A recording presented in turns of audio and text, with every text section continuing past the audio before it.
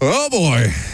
Sad Boy Radio is back live and in person. We got the whole gang back together. Well, I guess Jackson's not here, but we got Reed. We got Lucas. Welcome back from vacation.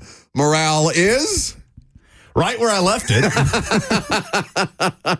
Everything is fine. You got to just scrape it off the pavement with a shovel? That's where the morale is at this point? No, everything is not fine. Another fourth quarter lead lost, another one possession loss, another interception by the quarterback, and we've got ball boys blowing out their knees on the sideline. Hope he's okay. It's not, even when the quarterback could have avoided the meme, he still found a way to go viral because he took out a ball boy on the sideline, and then he did the Spider-Man thing, which I'm still trying to figure out. I don't know, man. I don't know. What am I supposed to do? Like, wait, what am I supposed to do with them? I'm on the verge of saying, at least on the radio show, primetime, I'm going to do Titans Talk. 615 Sessions Podcast, I'm going to do Titans Talk. I'm a Titans reporter, whatever. We can talk about the Titans when there are reasons to talk about the Titans. But that loss yesterday is important for a couple of different reasons. 20-17 against the Indianapolis Colts. Joe Flacco doesn't do anything special, beats them anyway. League's worst defense, and you can't get any kind of momentum. You have a quarterback with under 100 yards passing. You have a play caller who is also your head coach, who either doesn't trust his personnel out there, doesn't fully understand how best to utilize his personnel out there, and again, I am not qualified to criticize play calling, but they seem scared. They seem scared of running their offense, and I don't know what to do. But here's my issue. Here's my primary issue. If they're 2-3 today instead of 1-4. Does it really matter? Does it save the season? No, it does not save the season at 2-3. It just would be a meaningful sign of progress that you're not dead yet. But here's why this loss matters so much. Boys, good morning. How is everybody? 615-737-1045 is the number. Because I've been stewing on this for less than 24 hours at this point, and I've had to think about it a couple of different ways. They were already giving people reasons to do something else with their day at 0-3. They are now the least relevant sports team in the local sports market. This is a local sports show. I know I'm a Titans reporter. That's my job. That's why I have this job as a talk show host. But they are the least relevant team in the local sports market. What did Vanderbilt do over the weekend, Lucas? Vanderbilt sustained over the weekend. Impressively. I don't even think survived is the word. They just went up and beat Kentucky's butt in Lexington. So, Vandy wins. Vandy relevant.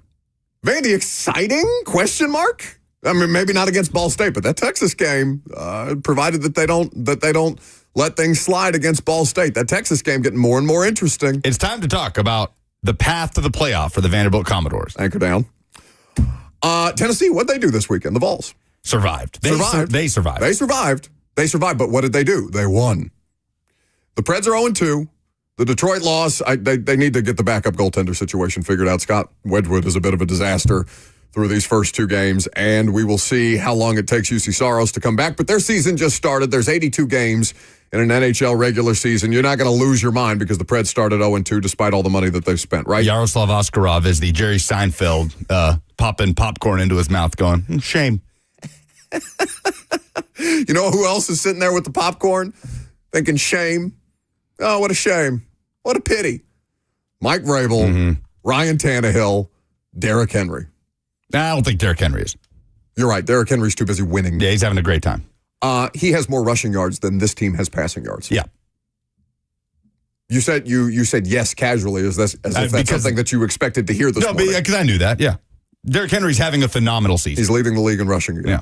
And this team couldn't use him, didn't need him, allegedly, but the general manager has said that was not correct, that they had a deal basically in place for Derrick Henry for a fourth-round pick to go to the Baltimore Ravens last year at the trade deadline. Rand Carthon has said that's not true. Either way, they were not interested in keeping their best player, the only reason to watch this football team, on the roster. And they lost to Joe Flacco, who didn't do any of the cool Flacco stuff. It was just kind of routine. Hell, Flacco left a couple of touchdown passes on the table. L'Jarius Sneed is fortunate because he had his worst game as a Titan. Calvin Ridley has his worst game as the Titan. So not only are the pieces that you brought in to try and regenerate this thing organically failing, but also the team that you bought is falling flat on its face as well. You'll hear from Calvin Ridley in the locker room. I'm sure many of you have seen the clip that's making the rounds. I'm team Calvin Ridley, spoiler alert, on his frustrations. I think he's right. We'll get to that here in just a little bit. But the worst thing that they could do is lose, because this is an entertainment city. There are a million different things for people to do with their time. And they are it was a beautiful day yesterday. It was a gorgeous day in Middle Tennessee. It was, it was warm, but it wasn't too hot. Not, you're not roasting in the elements out there at Nissan Stadium like you would in early September.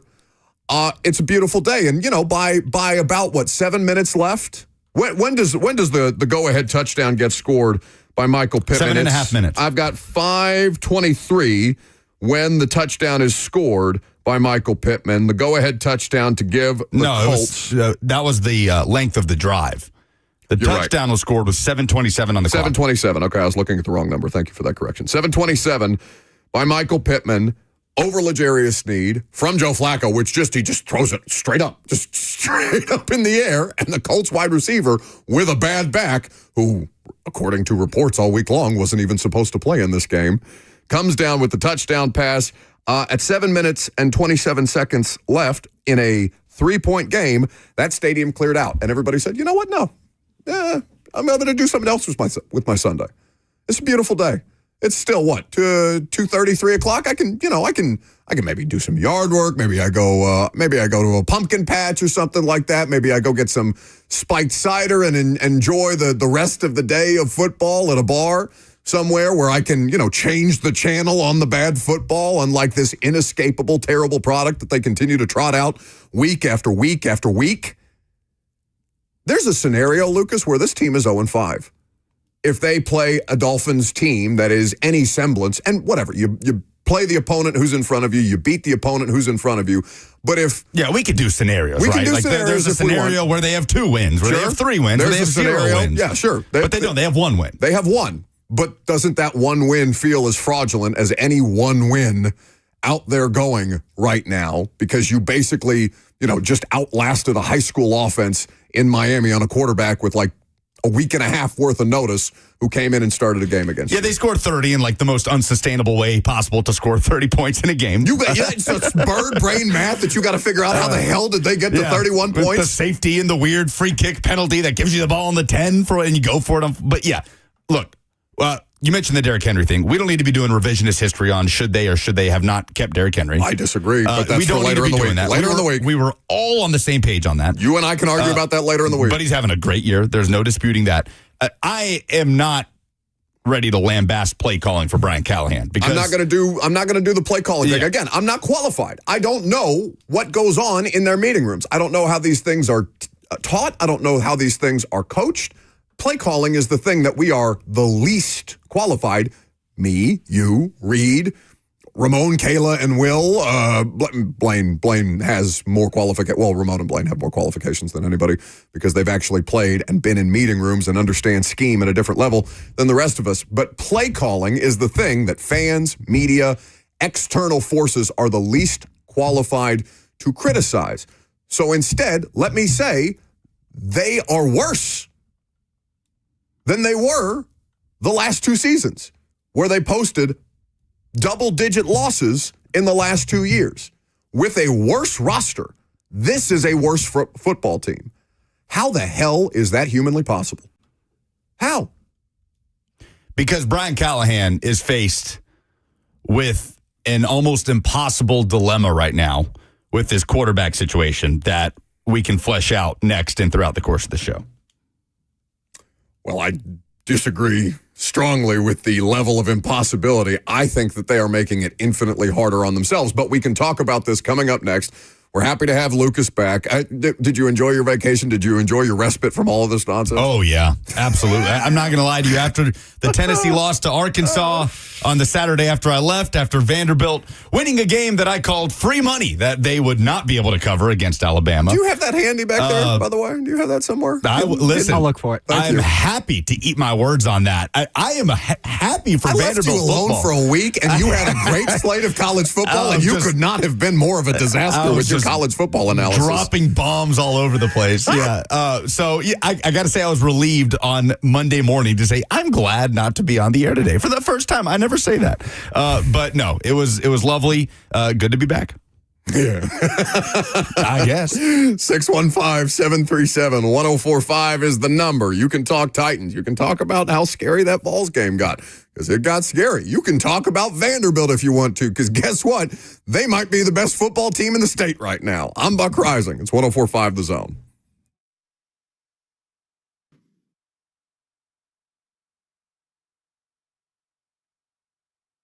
I love living in Middle Tennessee. We've got great restaurants, entertainment, sports, and one of the nation's top Ford dealers right here in our backyard.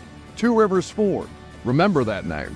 Two Rivers has been a staple in our community since 1983. They're locally owned. They have a non-commissioned sales team, and they sell below MSRP.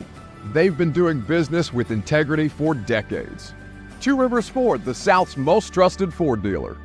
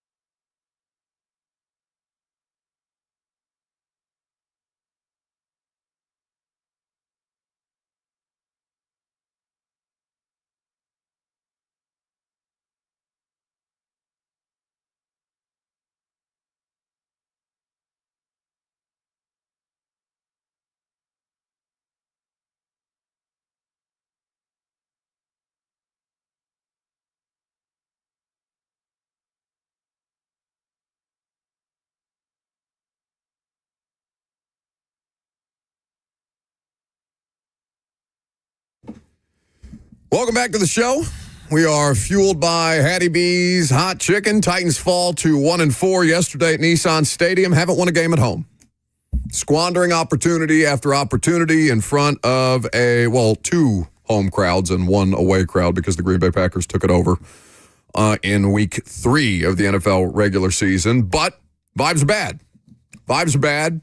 Season's not over, but you'd like for it to be because this team is going nowhere of consequence in 2024. And the question becomes, okay, we're going to do the quarterback vibe check at 11 o'clock. We'll do the quarterback vibe check all year long, no matter which quarterback it is. Because, if they're 1-6, are you still trotting Will Levis out there?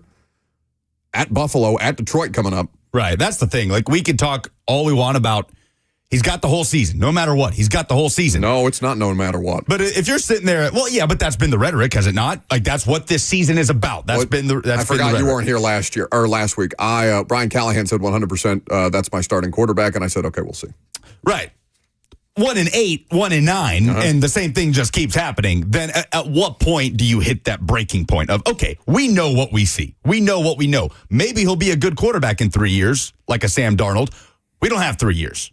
So, whole season, that's being thrown around too much because we're sitting here on October 14th, and the folks that have not already fallen off the Levis cliff are teetering.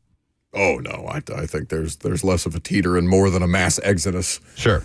At this point. So, you brought up something that I think we need to dive into. We'll get your phone calls on the Titans here in just a second. 615-737-1045 about Brian Callahan being in an untenable situation or an impossible situation, if I'm not mischaracterizing your words. Explain. Yeah, so the play calling, people bemoaned a lot yesterday. It's obvious Brian Callahan does not trust his quarterback to push the ball downfield, right?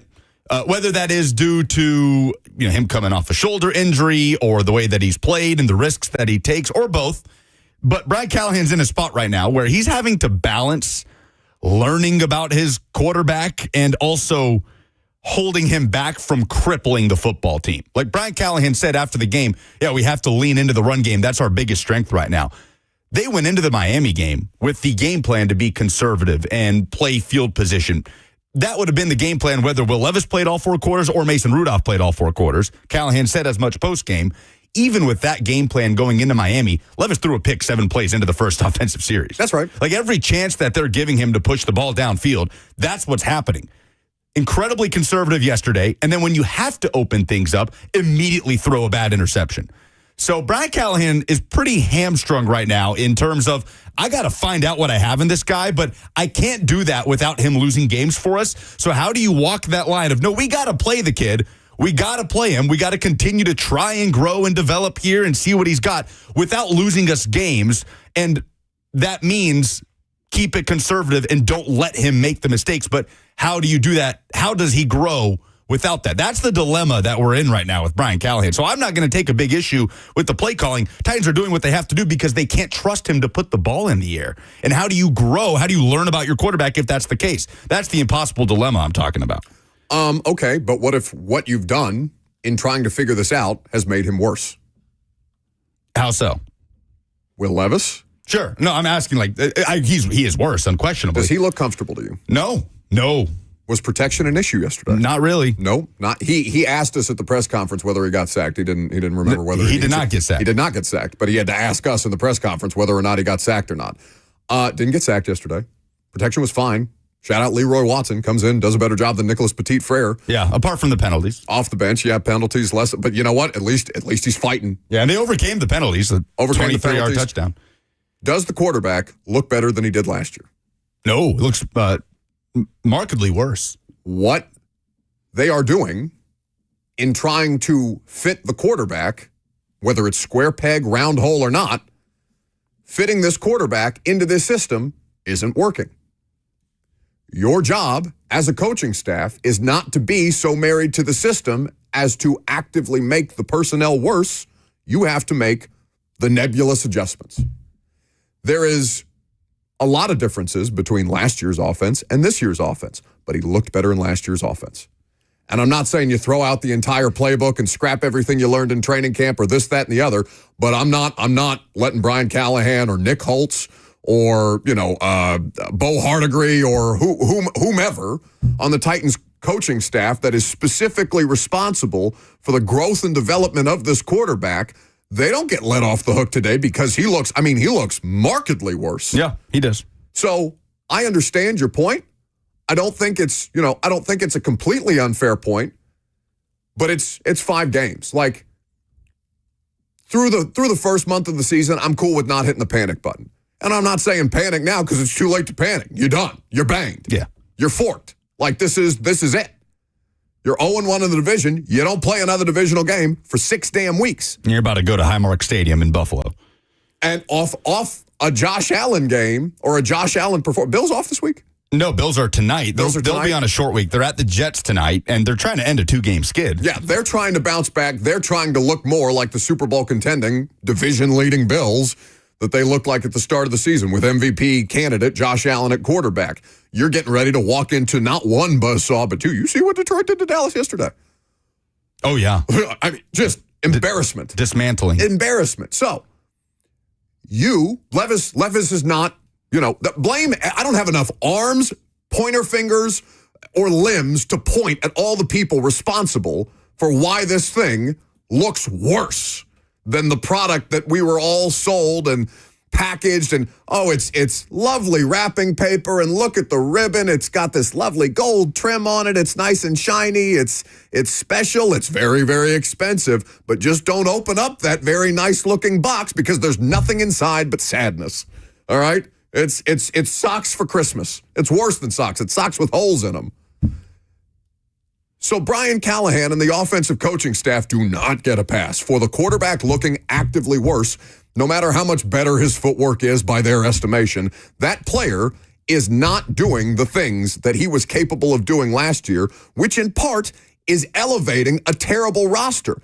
Now he's hindering them. What changed? Yeah, no, you're right about that. Like there is absolutely a discussion that needs to be had. And that's why Brian Callahan was brought here. Will Levis was a selling point for Brian Callahan, and we've seen these results. But the conundrum, though, is still the same, right? Like however you want to assign the blame of why Will Levis has regressed in the way that he has, the conundrum is the same. You got to find out what you have in the guy. For a lot of people, you already have that answer. But how do you do that? How do you even begin to do that if you can't trust him to throw the ball downfield and you got to try to win a football game?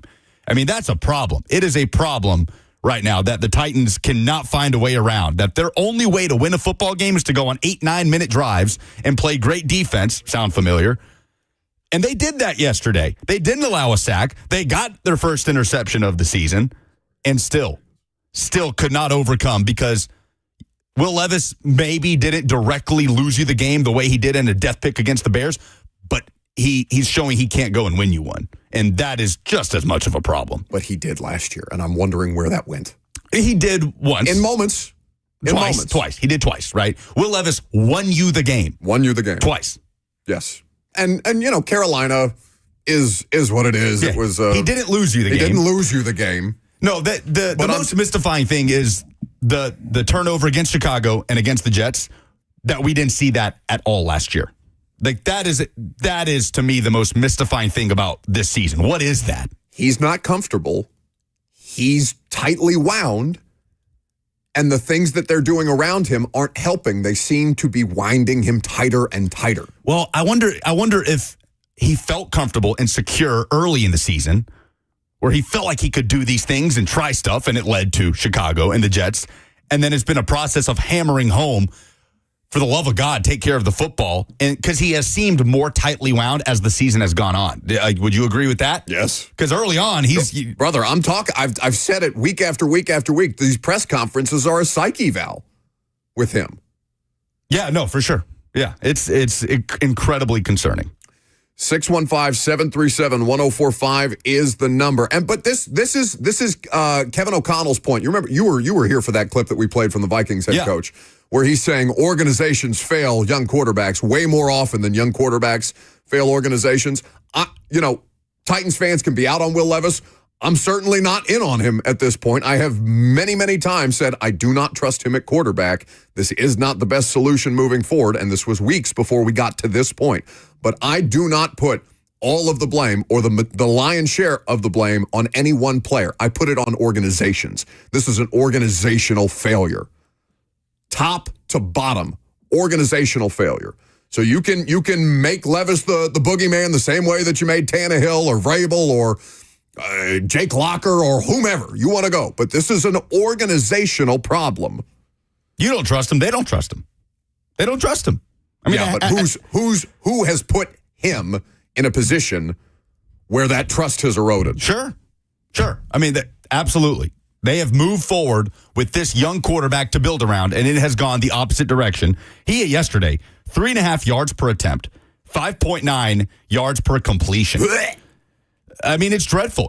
He has looked this season like the worst version of what people were concerned about with him coming out of the draft. 6'1". No, it's worse because the excitement is gone. He's no longer an exciting player.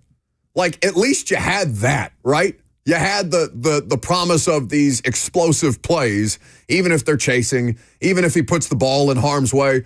I don't mind that. You know why I like watching Joe Flacco? Because he doesn't care. He's going to push the ball down the field. He's not one of these constipated, conservative, scared of turnovers type of players, or been coached to the point where he is terrified of turning the ball over because the coaches fear the turnover. No, he's a veteran quarterback. He knows what he's seeing out there, and he's going to push the ball down the field. You don't even get that anymore with Levis, and that was the big selling point. Yeah, there's got to be some good to make you live with the bad, right? I mean, is that not the Josh Allen experience? Like, the good makes it pretty easy to live with the bad, with the turnovers. And, we haven't seen any of the good part of that from Levis this season. So, you ready to retract it yet? Retract the apology? I'm not going to retract the apology. That just feels mean. It just feels personal. I'm not going to do that. 615-737-1045 is the number if you want to join in. F&M Bank Chat, also at your disposal. Before we get to the phone calls, let's hear from Will Levis on managing the highs and lows of what it is, this situation. I'm still waiting for the highs. This was the Titans quarterback at the press conference last night. I think the biggest thing now is just keep coming to work, being the same person. We can't allow, the mistakes of the past affect our work ethic and our mental. I had to look at myself the last couple of weeks. I think coming off that Monday night game with the injury, and I had a slight dip in my behavior, I'd say, or just had to pick myself back up. And, just having that just kind of bring yourself back to reality, like what it takes. We got, at least 13 straight more weeks of this stuff. We can't let up at all if we want to have a chance to win these games. So we have to have the right mindset. I'm going to come in tomorrow, the same person as I would have if we won today, and everyone else got to do the same thing. I mean, he sounds broken, but he sounded broken for weeks. So, I mean, that's not new. The losing is not new. The regression is new. Well, and it's hard to trust him when he says, I'm going to come in tomorrow the same person as I would if we had won, when you just heard him talk about the dip in behavior after the Miami game, right? After the injury, where he had to kind of pick himself back up. And guys go through ups and downs. Like, these guys aren't robots, they're humans. But Tannehill had to go to therapy after the Bengals game. Yeah, absolutely. But it's unfortunate that we're still talking about this, where that was almost the entire conversation around him during the offseason. Let's kind of, how do we keep him on the mean, keep him more even keel, don't get too high, don't get too low. And we're talking about, a dip in behavior after the Miami game. And so it's hard to trust him, right? When he says, I'm going to be the same guy tomorrow as I would be if we had won. 615-737-1045, your first opportunity to join the conversation. Let's go with Terrence, who's up first. Good morning. Hey, how's it going, guys? Good morning. Hey, man, I just got a few points. First of all, let's get to Derrick Henry. We needed to get rid of him. He deserved to go somewhere where he can win a championship. He deserved it. Out of all those great years he gave us, he deserves to get a championship. And I think he's going to get it this year. Second of all, could you imagine this offense with Russell Wilson? Russell Wilson. I think we'll win a division every year. And third of all, penalties. We constantly kill ourselves with penalties, especially in crunch time. It's ridiculous.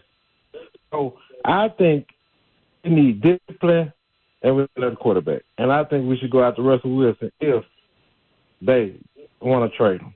I'll let you guys get back to it. I just wanted to speak my mind. Okay, appreciate the call. Russell Wilson is not good. He's lost his job to Justin Fields. So if you want more constipation and more checkdowns and all of those things, now maybe he doesn't have the disaster turnovers, but no, I'm good on the undersized, aging, losing his athleticism quarterback who is not good enough to beat out Justin Fields right now and continues to dress even though he is. Is he active yet? Is he active? He was on game active days? for the first time all season yesterday. Now, he didn't get much of a chance to truly get that job. I mean, he's been dealing with that calf injury since before the regular season started. That calf injury, Sure. I say, with air quotes around it. I mean, who knows what's real and what's not.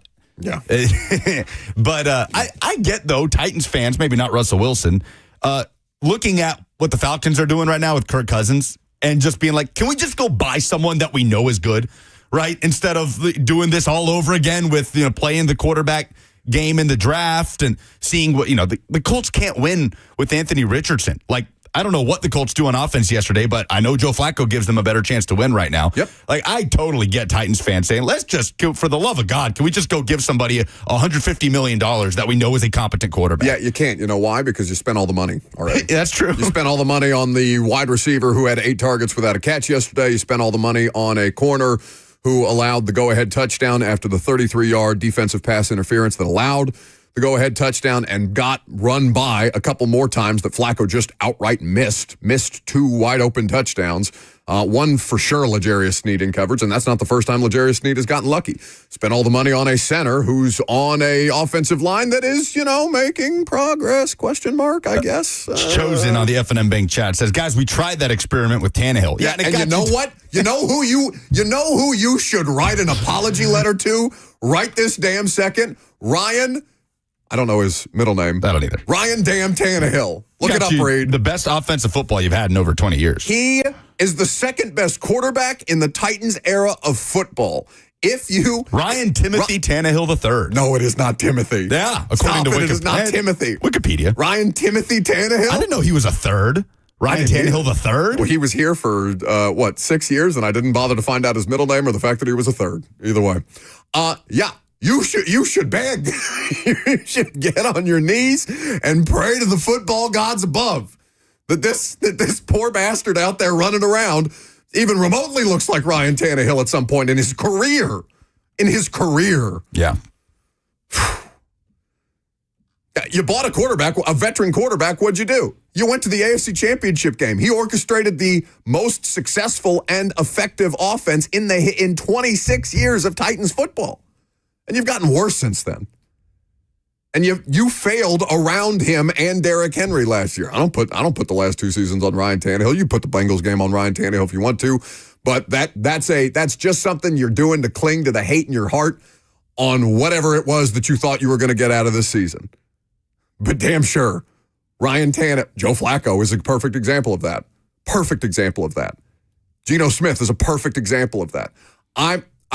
You can't go out and buy a team every year. At some point, you need to draft well. And you're working with a team under Rand Carthon in 2 drafts under Rand Carthon that has not spent more than what was Jaquan Jackson, a 6th-round pick?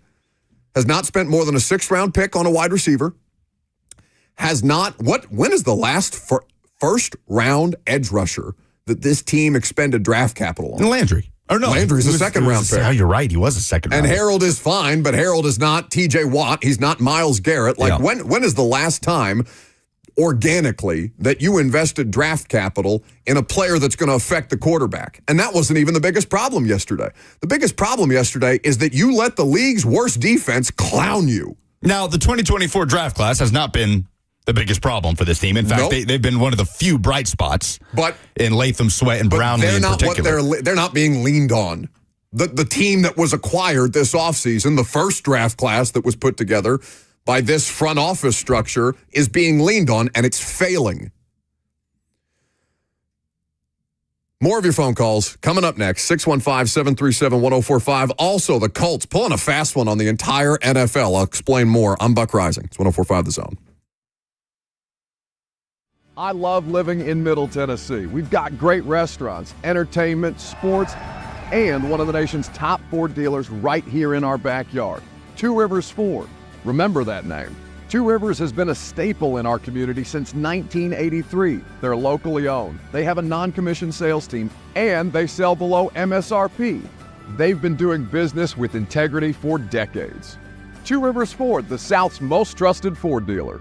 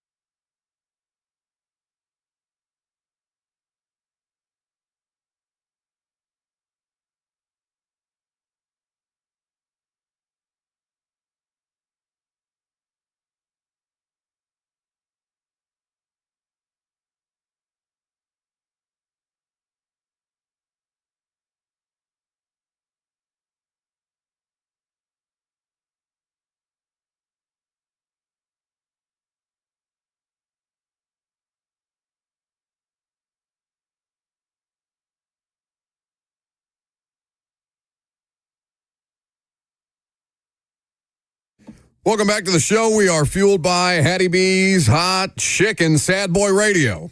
It continues. Your phone calls, 615-737-1045. We've never done show merch. And they've asked us about show merch before. I'm not necessarily and this is not the radio station's fault or anything like that. I just don't love the company that they use for like the merch. But if we did like small batch show shirts that say Sad Boy Radio, you think people would want them? At least just to wipe their tears away with after they watch the Titans lose. We can figure it out. We can discuss. I'm thinking about doing small batch Sad Boy Radio shirts, at least for the show. Phone calls. Let's go to Richard up next. Hey, Richard. Hey, I think the Tennessee Titans need to acquire Joe Burrow from the Cincinnati Bengals in exchange for the third-round draft pick, and then to get Juwan Jennings from the 49ers in exchange for the third-round draft pick, and we need to do the thing, and that'll take us to save the 2024 season of the Tennessee Titans, and also for the 2025 NFL draft, the Tennessee Titans had to select Daron Johnson, wide receiver out of Tennessee State University.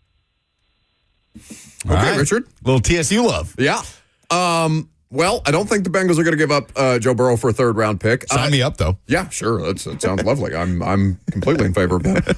Also, you have Juwan Jennings on your roster. You just don't throw to him. Nick Westbrook-Akina got his first target yesterday. You know what happened? Touchdown NWI. The guy that you won't throw to. This is why I'm not letting the coaching staff on the hook for how this thing looks. For the Ridley stuff, for the Levis stuff, for the fact that it takes them this long to get Nick Westbrook-Akina meaningfully involved, and he does something on the first play that he's targeted. You already have Juwan Jennings. Well, you have your version of Juwan Jennings, because the real Juwan Jennings right now is putting up some pretty big numbers. Like, I honestly haven't seen. He's got 25 catches for 404 yards and 3 touchdowns. Yeah, you know who would too if you targeted him? Nick Westbrook-Akina. So again, I'm just saying he's beating out Brandon Ayuk right now. He's better in every statistic. He is wide receiver one. And Devo's missed some time. And absolutely. There's been some reasons. Absolutely, injuries have played a role. I appreciate the perspective. I don't think it's viable. But, of all of that, maybe the TSU draft pick, because God knows it. Mock Draft Monday? No. Mock Draft Monday. Lucas 1-4. Mock Draft Monday. I will take a knee. 615-737-1045 is the number. Is what the Colts did this week legal? Because it felt like it was skirting a lot of the rules. Well, here's the thing, okay?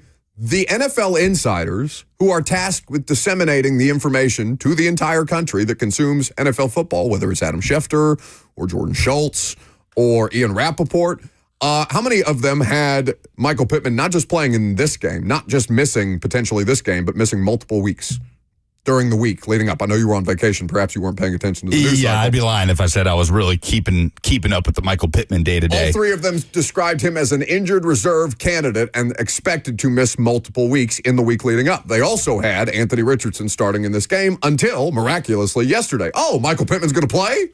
Oh, Josh Downs also going to play. Oh, you know who's not even active? Anthony Richardson.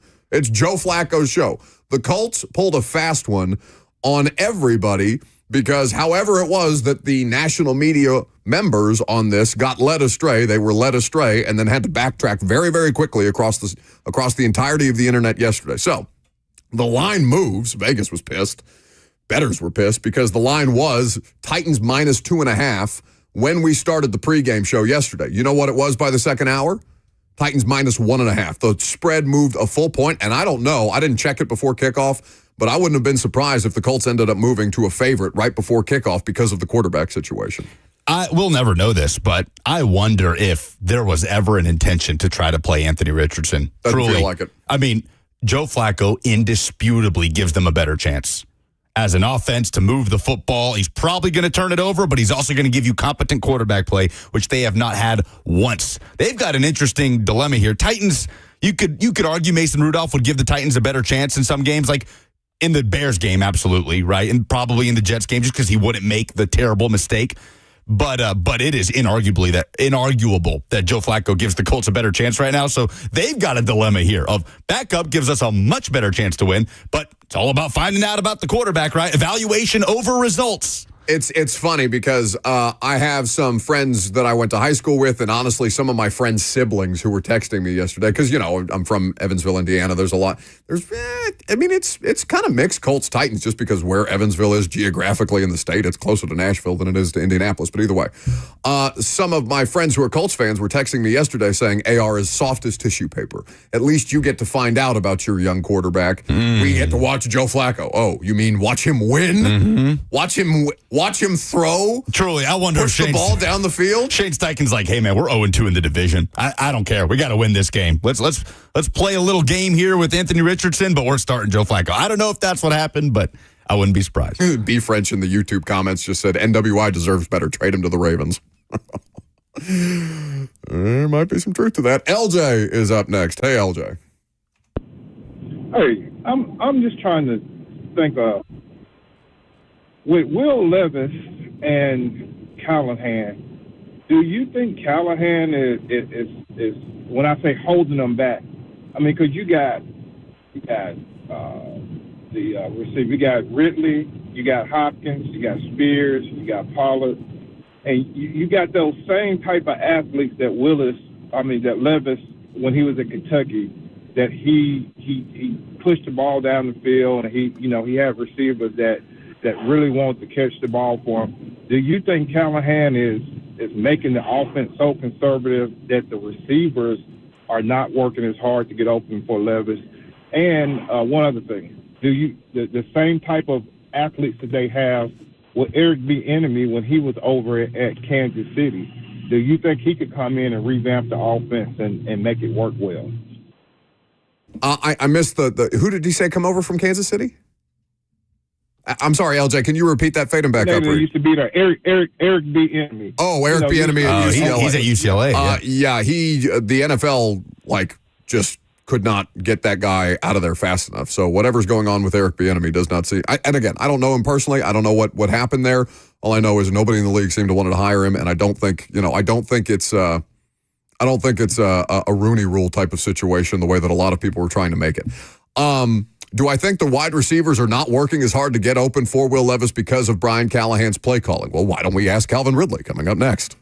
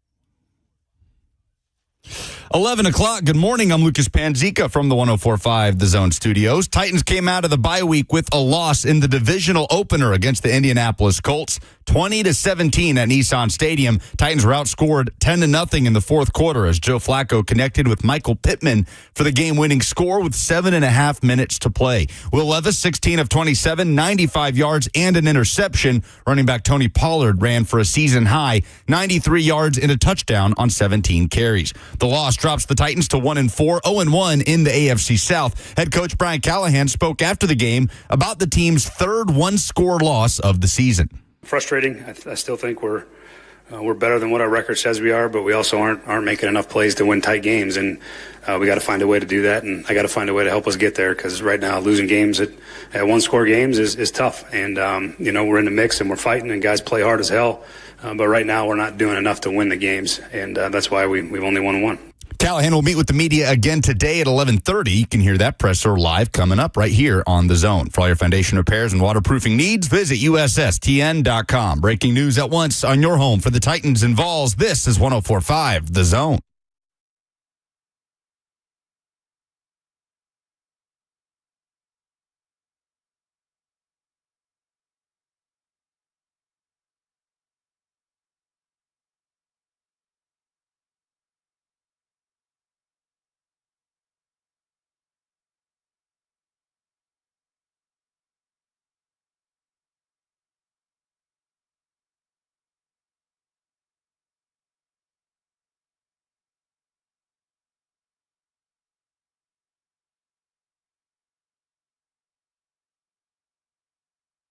Second hour is underway here on 104.5 The Zone. We're happy to have you. Welcome in, Lucas, Reed, and me until 1 o'clock. Your phone calls are welcome. 615-737-1045 is how you get involved there. The FNM Bank chat also at your disposal. So, results locally over the weekend.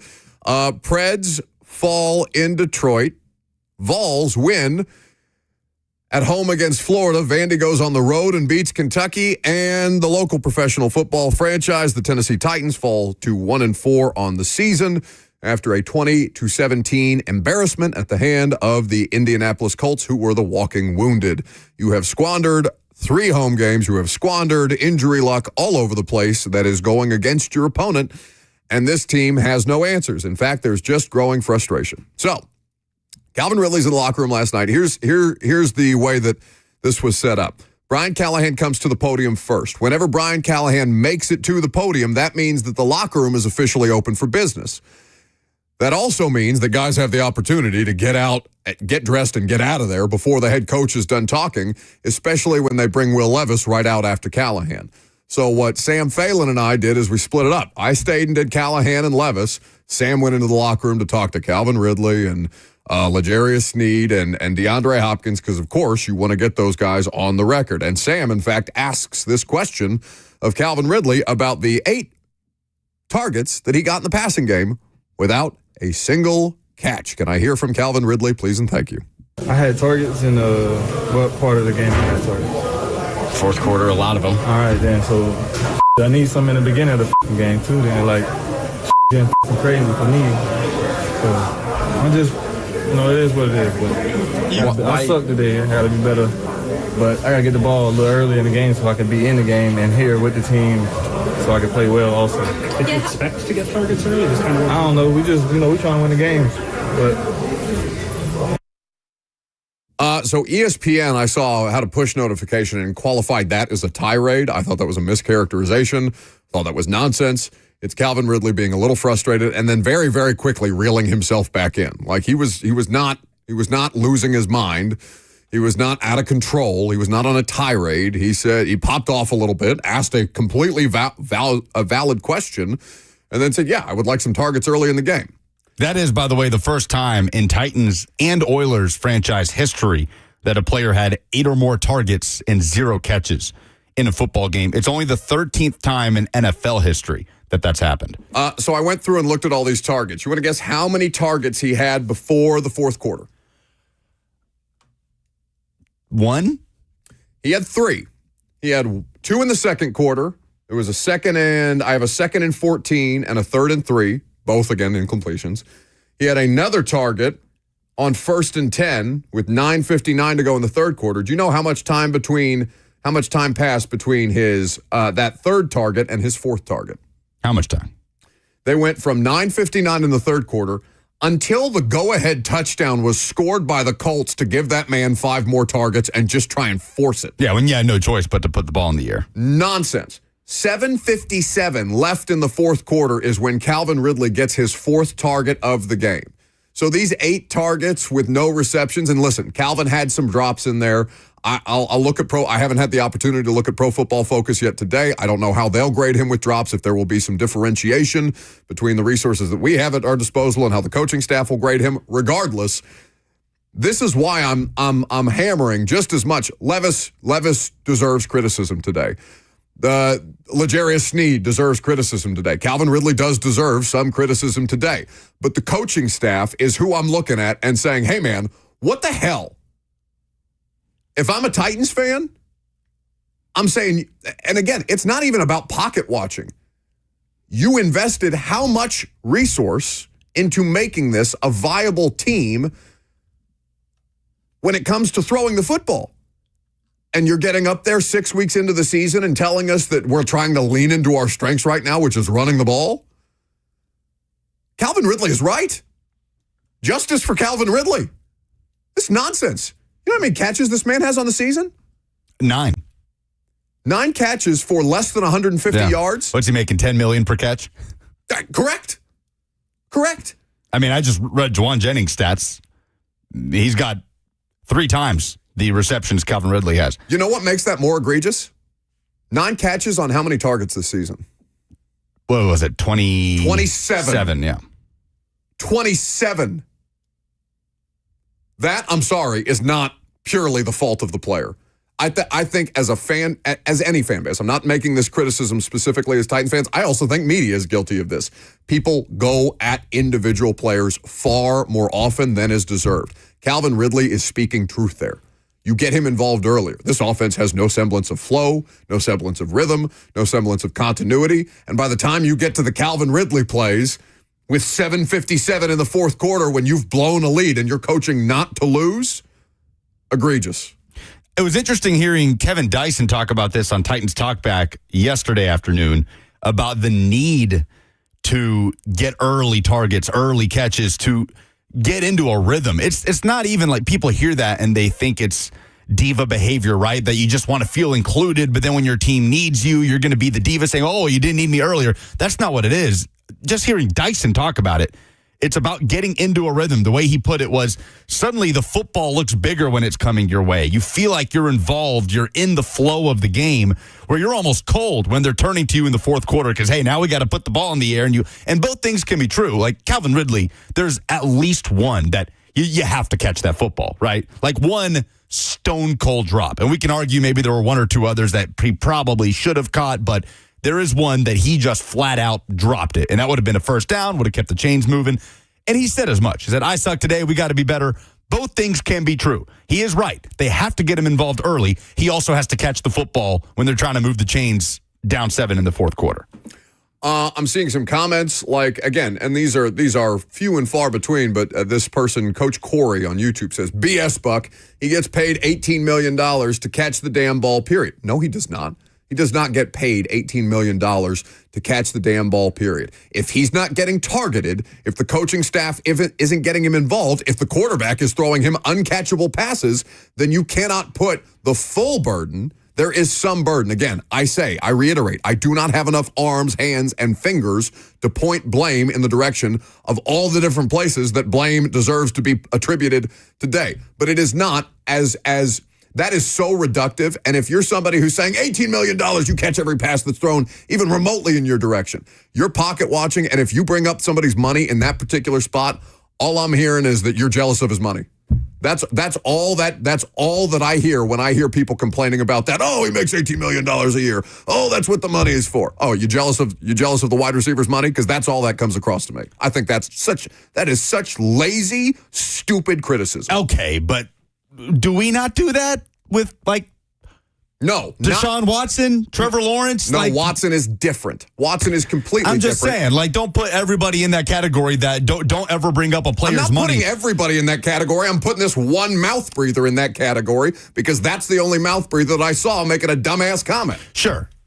Calvin Ridley has to catch that football. Yes. He also needs targets earlier in the game. Yes. But both things can be I'm not going to say that there should just be this blanket rule that never bring up a player's money or salary when it comes to his performance. I understand what you're saying, but we talk about that with quarterbacks, do we not? Quarterbacks, the contract comes with an expectation. Sure, I think that is fair. I'm not doing a blanket statement thing here. We're talking about very specific instances where we are pinpointing, hey, here was a catchable pass. Here's one he dropped. Here was a not catchable pass. That's not on him. Here is the disparity between the targets that he didn't have and when he started getting the targets. That is a different conversation than Deshaun Watson having all the legal problems in the world and a dumbass organization giving him $230 million a year and a still dumber organization holding a knife in Kevin Stefanski's back and saying, no, you're going to start that quarterback again next week or else. I agree with you, and I agree with Calvin Ridley, but the contract is always a part of the discussion. When players are among the highest paid at their position, and he's not. I mean, at this point,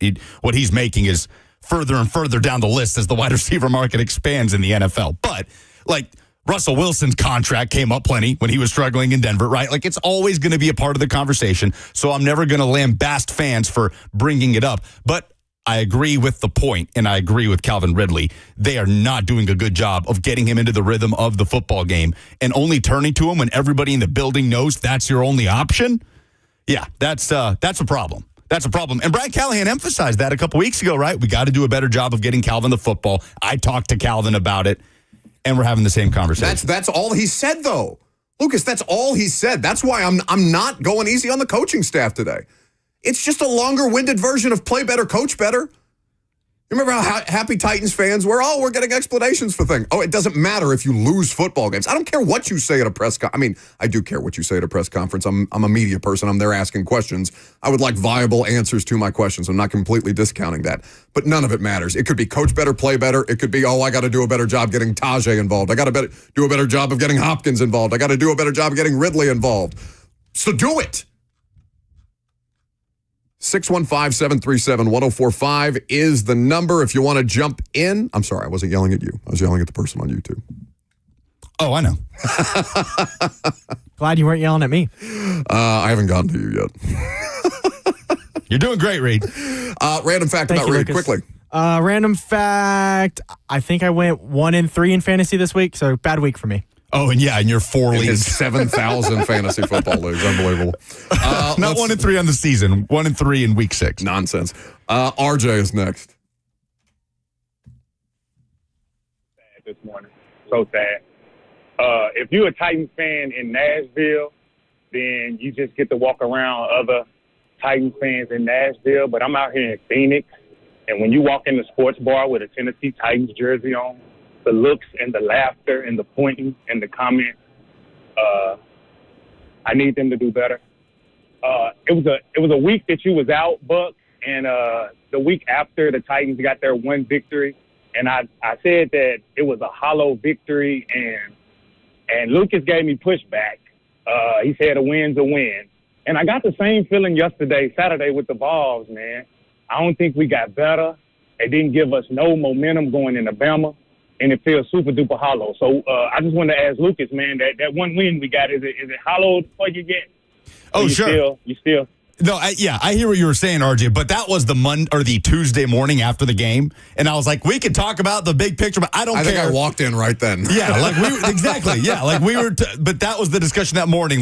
We'll have all the big picture concern conversations later, but they scored 30 points, all right? Let's just take a brief moment to sit back, exhale in that. They got that first win. Then we can talk about, because we spent the whole rest of the week talking about, does Mason Rudolph give this team a better chance to win than the quarterback that they've built this thing around? So I do hear you, RJ. And yes, you're not wrong. And like we said, it was the most unsustainable way ever created to score 30-plus points. But we were allowing for just a brief moment that Tuesday morning to just sit in the fact that they scored 30 and won a football game. It's just, I mean, because RJ's saying that he wore a Titans hat and got made fun of yesterday. I picked Grace up from the airport. She had a bachelorette party this weekend. Grace is a Titans fan. Her family's had season tickets for God knows how long, and she got a Titans thing on this morning getting off the plane. And I didn't make any jokes because I hadn't seen my girlfriend all weekend, and that was not the way that I needed to greet her, picking her up from the airport by making fun of her Titans attire. But I said, are you sure you want to wear that around town right now? And RJ's talking about being in Phoenix and getting laughs. Like, are the Cardinals the shining light of the NFL right now, too? Oh, I don't know. I haven't paid attention to it. 2-4, just got blown out by the Packers last weekend. One more win than the local team. Yeah, that's fair. But I don't know. If Cardinal fans are pointing at me laughing, I'd be like, hey, turn around, look in the mirror. But at least worry Kyler's about fun. your own At least Kyler's fun, and you've got Maserati Marv out there. Like, I just want to say Maserati Marv. I Left don't even injured get that. yesterday. Oh, did he? Concussion. Shame. Reason I lost in fantasy. Go to break. Callahan next.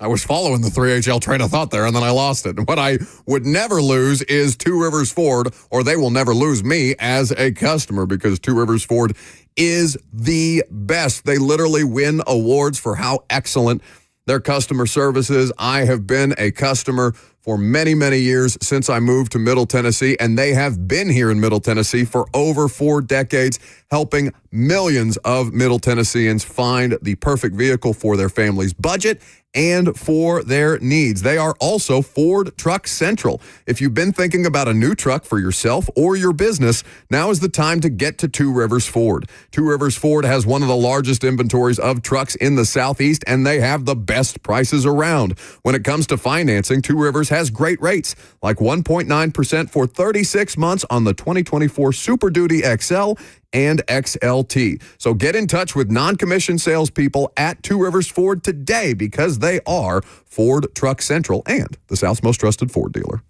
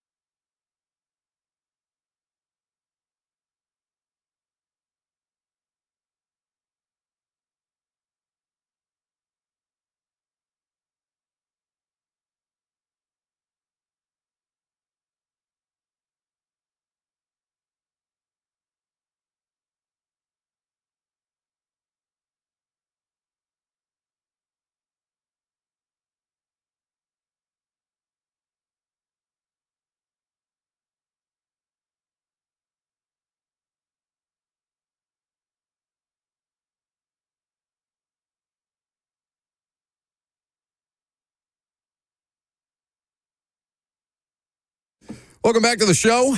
We are fueled by Hattie B's Hot Chicken. Lucas tells me we have breaking Vols news. Do we have the Laser Light Show?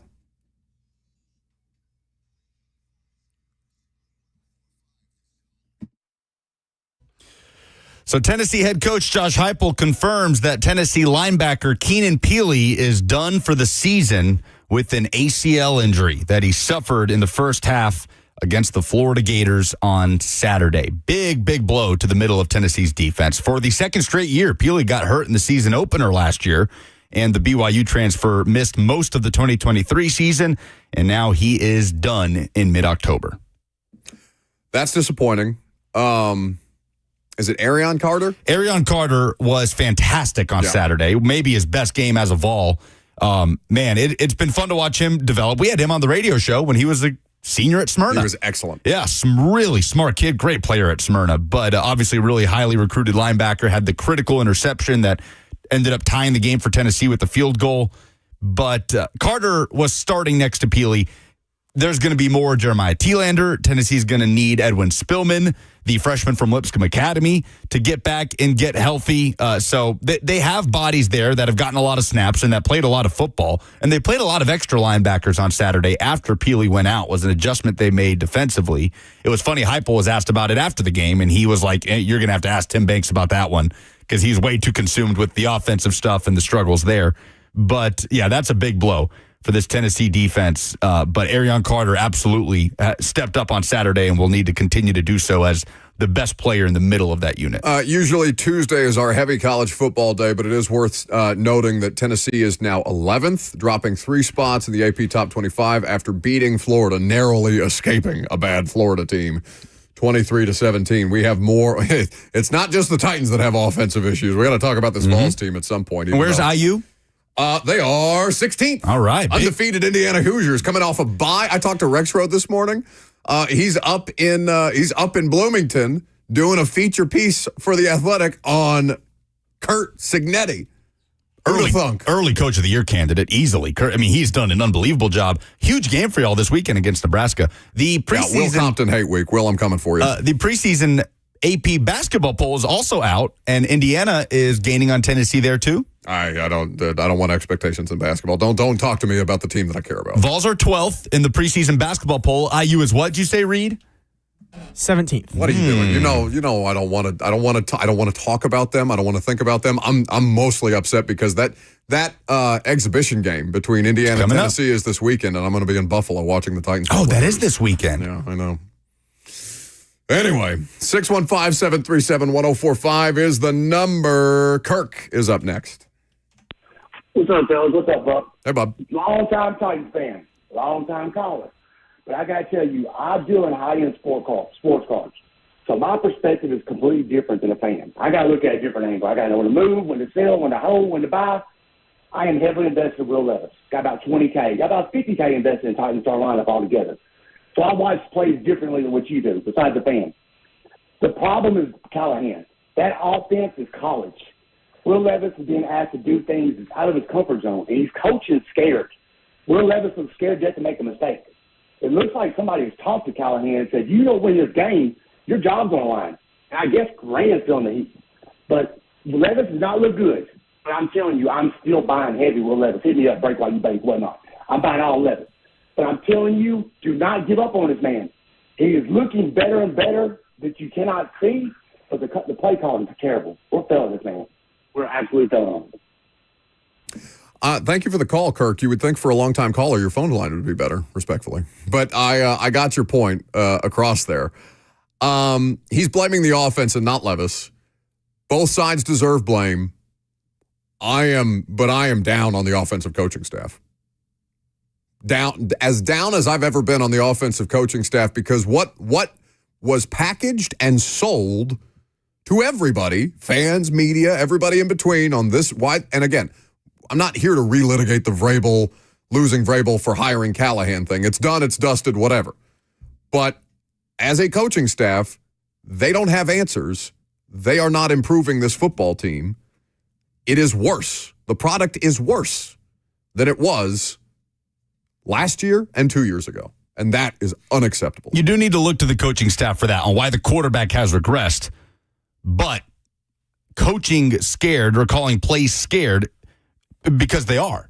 They're afraid Will Levis is going to make a crippling mistake, and so is everybody in the building when he drops back to pass. So, yeah, but I understand that there obviously is responsibility to the coaching staff with how Levis has played. Absolutely, they have tried Lucas though too hard to make him something that he's not, and it is incumbent upon them to adjust. It is harder for the player to become something he's not than it is for the coach to devise a scheme that plays to the strengths of the player. And if it is harder for the coach to devise the scheme that plays better to the player's strengths, then it's the wrong coach. They're trying to make the adjustment, and the adjustment has been to lean into their strength, which right now is running the football. It's the only thing that they do well right now as an offense. Run left, right? We brought it back. The Titans brought back run left. It's the only thing they're doing well, and they're trying to lean on it to win football games. And the problem is that's so unsustainable week to week, right? Because when the Titans have a fourth quarter lead, it feels like it's, okay, don't touch it, right? It's like if you build up like a house of cards, like just don't touch it. This maybe it'll last through the game, and then it doesn't. And the Colts score, and now you got to open things up, and you can't. You just can't. So you get caught between putting responsibility on the coaching staff for the play of the quarterback, which has been poor, and also understanding why they're having to scale him back. Because he will make a mistake, and that's all he's shown this season. The reason for that absolutely can be put on the coaching staff.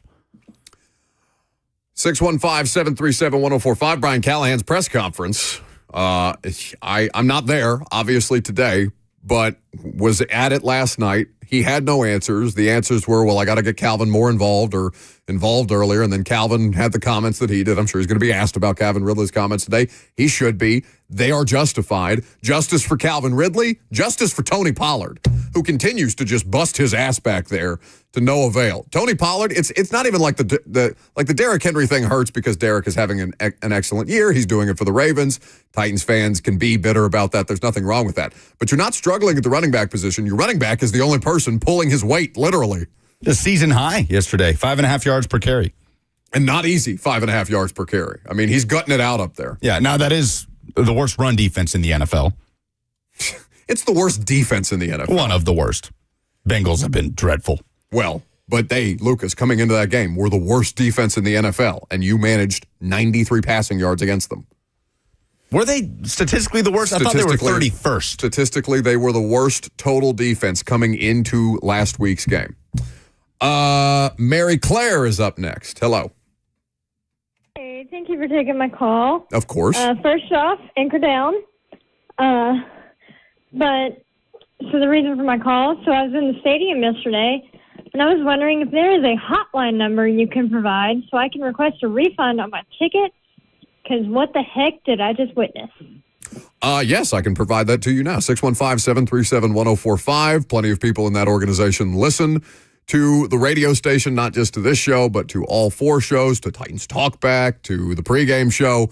They are very keenly aware of how dissatisfied their customers are at this point and should be. So we're here for 3 hours a day. We're the closest thing to free therapy that you're going to get. And we're happy to provide in that assistance. So if you want to shout at anybody at that organization, Mary Claire, you are welcome to call us and express your discontentment at any point. You're not getting that money back, though. No. That money's gone forever. Yeah, do you see Goodell's trying to move the Super Bowl overseas? Don't get me started on the overseas stuff. Like the NFL will never get tired of taking your money, and now they want the rest of the world's money. Oh yeah, because that will serve your fan base and your players. It's not about the fans. It's like college football, right, Lucas? I've been telling you, they don't care about the fans anymore. They care about the television dollars associated. They don't care about tradition. They don't care about all these great rivalries or whatnot. It's about the bottom line, and college football has improved their bottom line as a result. And by the way, college football has never been more enjoyable for me. It is incredible. So much fun right now. It's like all the problems, the chaos of the transfer portal and of realignment have created just disaster, just pure beautiful chaos every Saturday, where Miami's playing a 9:30 Central kick at Cal, and it's a barn burner, and there's no elite team, it seems, because players are going everywhere because they don't want to sit, and there's no stacked depth. It is beautiful chaos. Let's go to Cole up next. Hey, Cole. Is it Colt, you mean? Sure. Hey guys, if you look at Holtz, who is our, offensive coordinator, and Callahan's history, it's not surprising why we are where we are. If you look at Holtz, he's never been an offensive coordinator ever. So this is his first title as offensive coordinator. Who knows how much coordinating he's actually doing? And then you look at Brian Callahan, and he's only been a coordinator in Cincinnati, but I think we all know that Zach Taylor was really the one calling the plays. And so Callahan gets all this credit for, he was you developed Peyton Manning. He was an offensive assistant. He wasn't even a quarterback's coach at Denver and with Joe Burrow, but Zach Taylor is who developed him. So, we've got kind of the blind leading the blind offensively here. So not surprising we are where we are. Look at him, Colt, rather, excuse me. A minute on the dot. Yeah, I mean, Brian Callahan and Zach Taylor are joint play callers. Zach Taylor is the head coach, gets final say. Nick Holtz is in the booth. He's the extra set of eyes on the field. Now, could he be insufficient in that role? I have no idea. I'm not in the booth with him. Again, you're not qualified to criticize play calling, nor am I, because we're not in the meetings. We don't know the plays. We don't know the progressions. We don't know the reads. We don't know the checks. This is the thing that it's like offensive line play.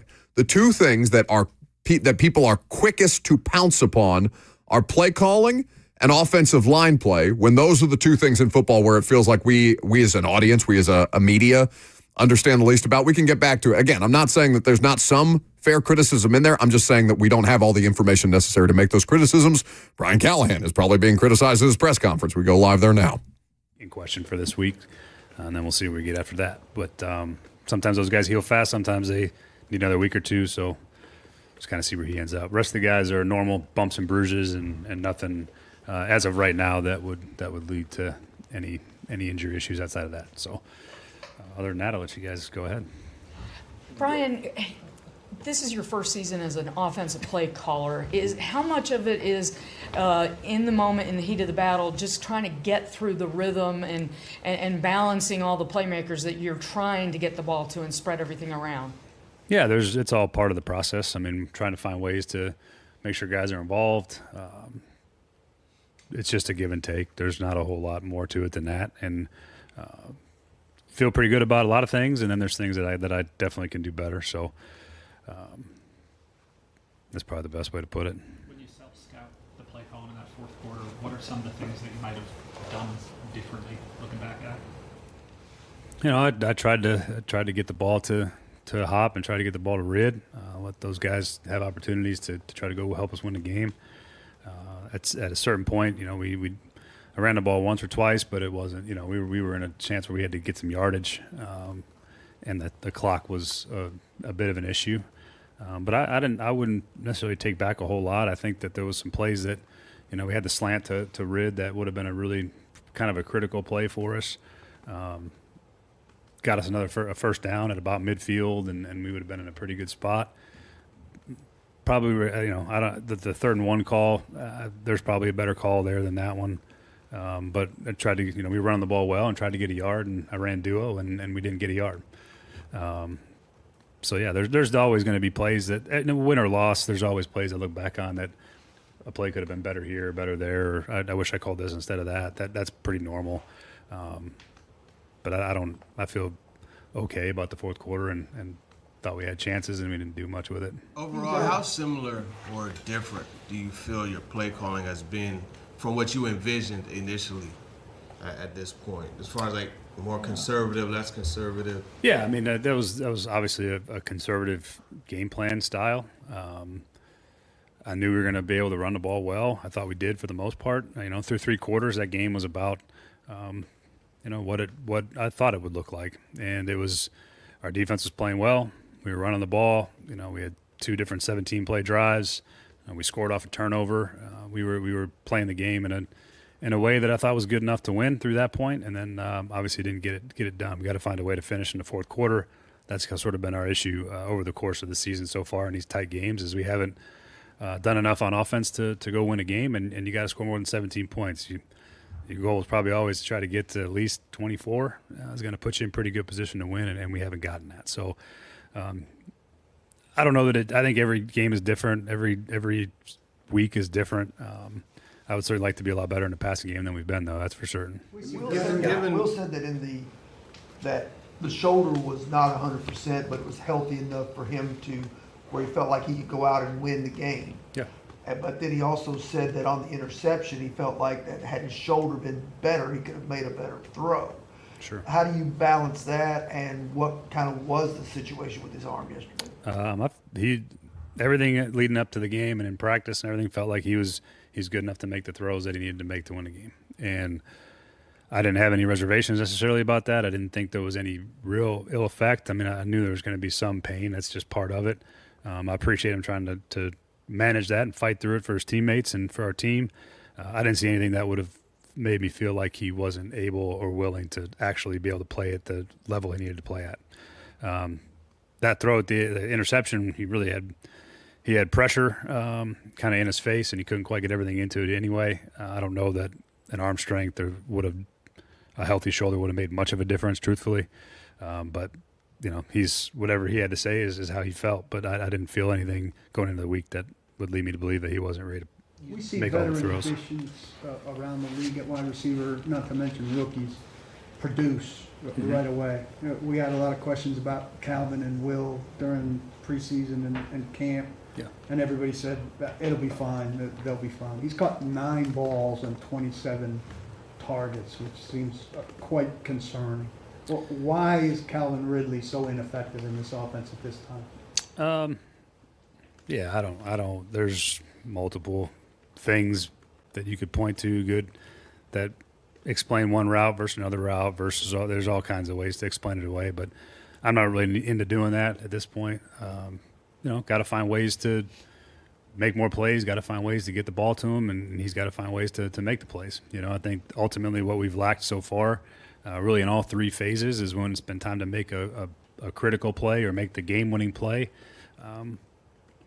We haven't done that for whatever reason with spots. So got to keep working, got to find a way to get better. But I'm glad we have Calvin. We got to find a way to make that connection work. There's really no other way about it. And obviously the stats tell you what they tell you, but need more, need better. When you first got here, you kind of talked about learning Joe Burrow and the comfort that you had with Joe telling you what he needs, doesn't need, likes, doesn't like. When a guy like Calvin, after the game, is talking about needing to get involved more early to feel better late, is there an adjustment that you feel like you should make to make him comfortable? Yeah, I'll always take that into account when guys feel that. It's certainly not for it wasn't for lack of intent. That much I can tell you. And I told the things I talked to Calvin about for all receivers. This is a common conversation. Calvin's not the first one to know that he wants to get in a rhythm, and he certainly won't be the last. And the ability to get him the ball early is something that we tried to do. I had a couple plays called for him, and he can't control where the ball goes all the time, and he can't control if the ball gets batted, or those are things out of his control. And so I don't mind it. I know Calvin wants to win. That's all he really wants to do. He wants to help us win. I love his passion. I love his drive to want to help the team and do the right things, because that's what ultimately all he wants to do is win and help and be a factor in that process. And he is a factor. We got to find ways to get the production early, late, whenever, because he's going to be part of the reason why we win. And that's ultimately hasn't been enough at this point. But yeah, I certainly appreciate the feedback, and those are things that I talk about with those guys all the time, and try to get him the ball when we can give him the ball. Do you feel differently today about the way you think you can best utilize him in your offense than the day that you guys signed him? No, I mean, no, I don't feel any differently. I think there's some things we tried to do with him that we haven't connected on that I think is how you use them, and there's some things that he does really well that we keep trying to highlight more of. And at this point, there's a lot of reasons why, but haven't had enough production between him and Will and in our passing game in general. With the amount of short throws from Will, with the amount of checkdowns, with the amount of hot, that suggests that you've already got your verdict on Will and what you can do with him? No, I don't think that's the case, no. I think there's a lot of things that he can do better, and there's things that I can do to help him better.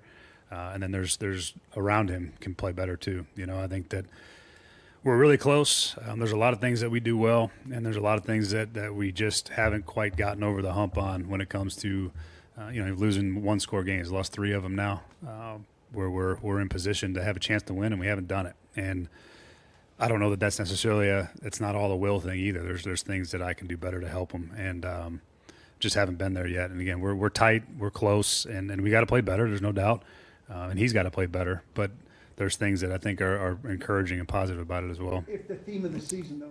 That is Brian Callahan. His press conference is going to continue, but I don't think we need to go the distance with it. You got everything that you needed right there. We'll take more of your phone calls in reaction to it, and also talk about what he's just admitted, that they came in with a conservative approach, that they played not to lose a game, and they lost it anyway. I'm Buck Reising. It's 104.5 The Zone.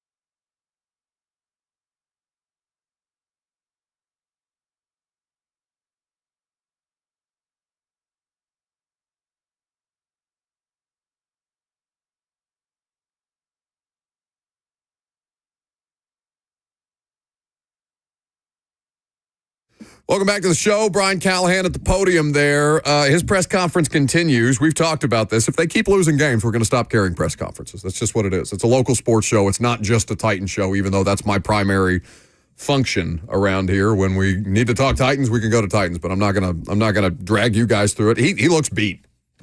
That the ball cap on him, the rim gets lower and lower every week. The shadow gets bigger and bigger every week with more losses that they sustain.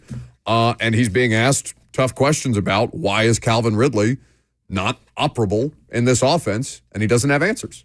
He may have answers. It sounded like he had more there, but he's not going to disclose them. So now you're in the place that you thought you were getting out of, which is a bad football team and a coach who you're trying to get more answers about why your football team's bad, not answering your questions. He's just doing it with more words. Is he having the worst time for a year one coach right now? Oh, Mike McDonald is a war hero in Seattle at this point. Well, yeah, but I don't know. Let's check back in because maybe 36-24 is what they lose by on Thursday Night Football, but they've lost 3 in a row though after a 3-0 start. That's the NFL though. They won games at the start of the season. Yeah. They've given themselves an opportunity to be competitive in a division because you know who else sucked at the start of the season and is now starting to turn? The fortunes of these teams change consistently. San Francisco. Yeah, and Chicago. And Chicago. Who are the first-year head coaches? Callahan's got the worst record of any because Dan Quinn is flying high in Washington, even though they lost to the Ravens in what was a great game. Wasn't Jaden Daniels' fault. Mike McDonald, 3-3 in Seattle. And Antonio Pierce, that honeymoon feels like it's over. Devontae Adams wants out. They got blown out by the Steelers. They're 2-4. Gerard Mayo's having a bad time. Gerard Mayo's having a bad time. Yeah, Gerard Mayo. So they have the same record, Callahan and Mayo. Have they had a bye? Unless the Patriots have a worse record because they're 1-5. Yeah, Jags and Pats have a worse record than the Titans. Okay. But those are the 3 teams that only have 1 win. Yeah, same amount of wins on the season. So yeah, it's Duck Falling on YouTube says Buck quitting on the Titans is wild. Why? I mean, for what? I'm not quitting on them. I'm still going to go to practice. I'm still going to go to games. Yeah, you need when we talk about them, I will give you whatever it is that I need to say about them. We're still going to cover and talk about the football team. But Lucas, this show, because of what I do, is a Titan show. It doesn't have to be that if they're 1-4. I'm not going to do that. I refuse. I have prime time for that. I have the 615 Sessions podcast for that. We'll keep you updated. I'm going to go to games. We'll talk about them on Monday, whatever the hell Buffalo looks like, whatever the hell Detroit looks like after that. But I'm not carrying press conferences for a 1-6 football team. You out of your mind? I think you are exaggerating a little bit on what this show would be if they continue to lose, but I get where you're coming from. It would be a Vanderbilt football show. we would cover the best football team in the state. That currently is the Commodores. Yeah, that's where the interest is. I know. I felt so bad. Somebody was showing me the YouTube numbers on what was it? Crompton came on with me last week versus Clark Lee's visit with 3HL, and there's not people there for the Vanderbilt. The humble brag. Stuff. I believe that's a fine read. Oh yeah, sure you can find, but anything Vols. No, anything Vols. It doesn't matter if it's Crompton or that's not a shot or anything like that. That's just Vandy versus Tennessee stuff. That's the reason you keep trying to crank out all these YouTube videos about the Vols because they do 10 times better than anything else. Anyway, John is up next. Hey, John. Hey, Buck, how's it going? It's going. Hey, man, so, I guess, the part that frustrates me the most is I didn't expect the Titans to be good early. I expected them to lose a lot of games, but, one of the things that I'll judge a head coach on is how the team plays coming off a bye week. And, because, you got to manage it right. It's a super important week every single year. You got to get them rest, but you got to prepare them for the game. And the Titans were not prepared for that game. And, so I guess that's probably the most frustrating part. And I don't know, just to me, in the off season, it seemed like he was more concerned about handing out roses than he was maybe learning about being a play caller and a head coach. So I don't know. That's just my thoughts. What do you think about that? Well, we can get into that more coming up next. We'll also take more of your phone calls. The Titans game plan on Sunday is something that Brian Callahan just referenced. So we'll dive in. I'm Buck Reising. It's 104.5 The Zone.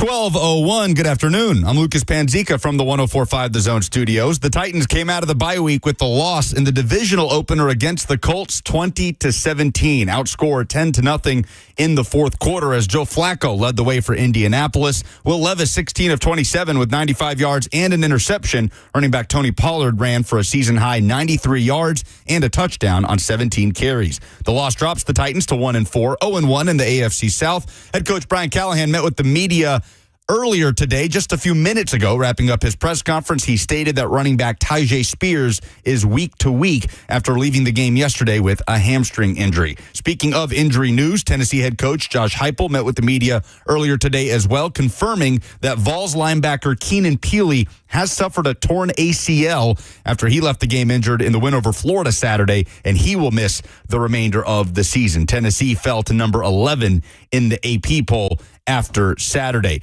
Preseason AP basketball poll is out. Tennessee, the preseason number 12 team in the country, with SEC Media Days coming up this week in Birmingham. Monday Night Football is in the AFC East tonight. The Titans' next opponent, the Buffalo Bills, take on the New York Jets at MetLife Stadium. It is Jets defensive coordinator Jeff Ulbricht's debut as the interim coach after the team fired Robert Saleh last week. Kickoff is at 7:15 tonight. Catch the Westwood One coverage right here on The Zone. For all your foundation repairs and waterproofing needs, visit USSTN.com. Breaking news at once on your home for the Titans and Vols. This is 104.5 The Zone.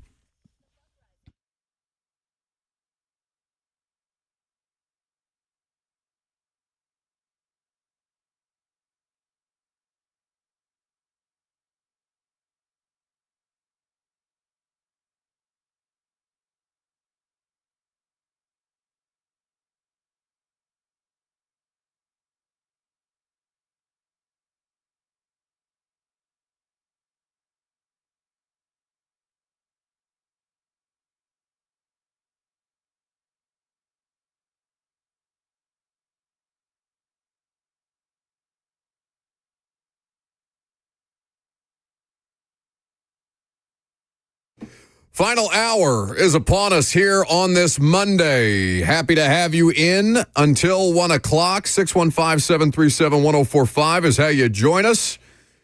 We're going to talk about the Vols and Nico Iamaleava here in just a second. If you missed the news earlier, Lucas, just to update people on the Vols defense and a player that they have lost for the remainder of the season. Keenan Peely, the veteran linebacker, BYU transfer, big-time leader in the middle of this Tennessee defense, out for the year with an ACL. By the way, on the flip side of that, Graham Mertz also out for the year, the Florida quarterback that got hurt on Saturday. That was unfortunate for Florida. That game, we'll spend more time on it here in just a second, because it's not only the Titans that have offensive issues. The Vols are questionable at best after squeaking by a bad Florida team. Chris Doran came on here last week, Lucas, and said he expected Tennessee to win by 2 scores. Oof. And somehow, though, it's worse for Napier because of the coaching mistakes that directly impacted. Florida should have been up 20 at halftime in that game. And had the opportunity. That touch, well, I'll ask you what your feeling was, your level of BVS, because you told me you were cured by the baseball team. BVS is back. No, it's fully back. The BVS is back. It is. Florida week, man. Came roaring back against Arkansas, and it was back in for basically 5 quarters on Saturday. Jackson last week told me your record against Arkansas. I had no idea they had your number like that. Yeah, I don't play them that often. Sure, but they haven't beaten Arkansas since like 2007 or something ridiculous like that. Oh, that was a blowout too. I remember that 2007 game. I could probably count on one hand the amount of times Tennessee's played Arkansas in 07, but a lot of bad football since 07. A lot of bad football yesterday. Titans lose 20-17, and Brian Callahan just gave a press conference where he was supportive of Calvin Ridley. He was supportive of Will Levis. He continues to do the thing about getting guys more involved, but the results bear themselves out. And again, I say to you, I appreciate that he tries to answer press conference questions. His answers are getting shorter and shorter. If you haven't noticed, he looks defeated. They are defeated. They are 1-4. They have literally been defeated thus far on the season. They are 0-1 in the division. They give the Colts their first divisional win. That loss is so damning for so many reasons, and it's not just because of what we opened the show with. Like, are they the least? Nashville SC didn't make the playoffs. It's the first time that they haven't made the playoffs in 5 years. But they have a coaching change. There's going to be some interesting things about what Nashville SC does leading up to regaining competitiveness, right? Big offseason for B.J. Callahan coming up. Does this loss make the Titans the least relevant sports team in the local market? No, because it's the NFL, but I see what you're saying. I mean, least relevant? No. Least competitive? Like, is that what you're asking? Buddy, I think that Texas and Vanderbilt here in a couple of weeks is a fascinating game. The Vols in Alabama this week are 10 times more compelling than thinking about the Titans going to Buffalo and get slaughtered. The Preds are early on in the season. I guess, I don't know how, there's obviously more NFL fans than there are NHL fans, but if the hockey team gets on a heater, entertainment-wise, what are you giving your attention to? I know I have many friends that go to Titans games every Sunday, right? Season ticket holders. And at this point, because I had that conversation with some yesterday, where are you at right now? Are you kind of done? Say, you know what, I'll do something else with my Sunday. Most of them are in the mode of, look, I've spent the money on the season tickets. I'm going to go, but those games have turned less into high stress environments. We got to get this win. And for them, it's officially shifted over to, we're just going to go, have a good time, drink a little bit, watch some football, and then almost some ironic high fives when we score or when we win, right? It's almost like a house money thing now. Hey, look at that. For Titans fans. Oh, yeah. He didn't turn it over. Or he did turn it over. Exactly. Have a good time. The cheer in that stadium when Will Levis slid yesterday. Oh, my God. I've never heard cheering in the press box before like that. People applauded. He got a standing ovation because he slid. The loudest cheer you will ever hear in the NFL for a 3-yard gain on a run by a quarterback that ended in a slide.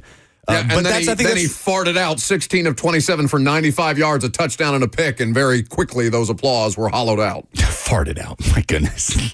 I mean, what is that? That's what it is. It just feels like you're just taking an extra shot. I don't know. I hear Have you. I ever been more justified in taking an extra shot than again yesterday? It's some very, and I don't like that. I don't even like that word. You know how often Bert makes me uncomfortable with bathroom jokes and stuff like that? I don't like talking like that. That's what it is. But I feel like a lot of Titans fans are there now where it's like, we're just going to show up. We're going to have a good time. We're not going to expect to win any games. And then when we do, it's house money, right? They went nuts for that NWI touchdown because it's like, hey, we did it. Hey, they finally targeted one of the most consistent wide receivers on the team instead of Traylon Burks end-arounds. Congratulations. It would make me mad, but good for them.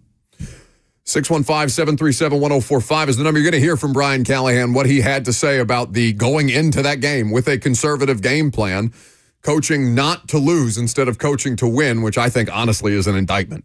I think that's an indictment, but you'll hear his exact comments here in just a second.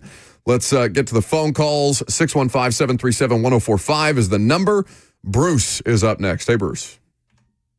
Hey, how you guys doing? Good. I was at the game yesterday. I'm a season ticket holder. And on the way back, I heard a stat that I really didn't think about the whole game because I was thinking about all the other things.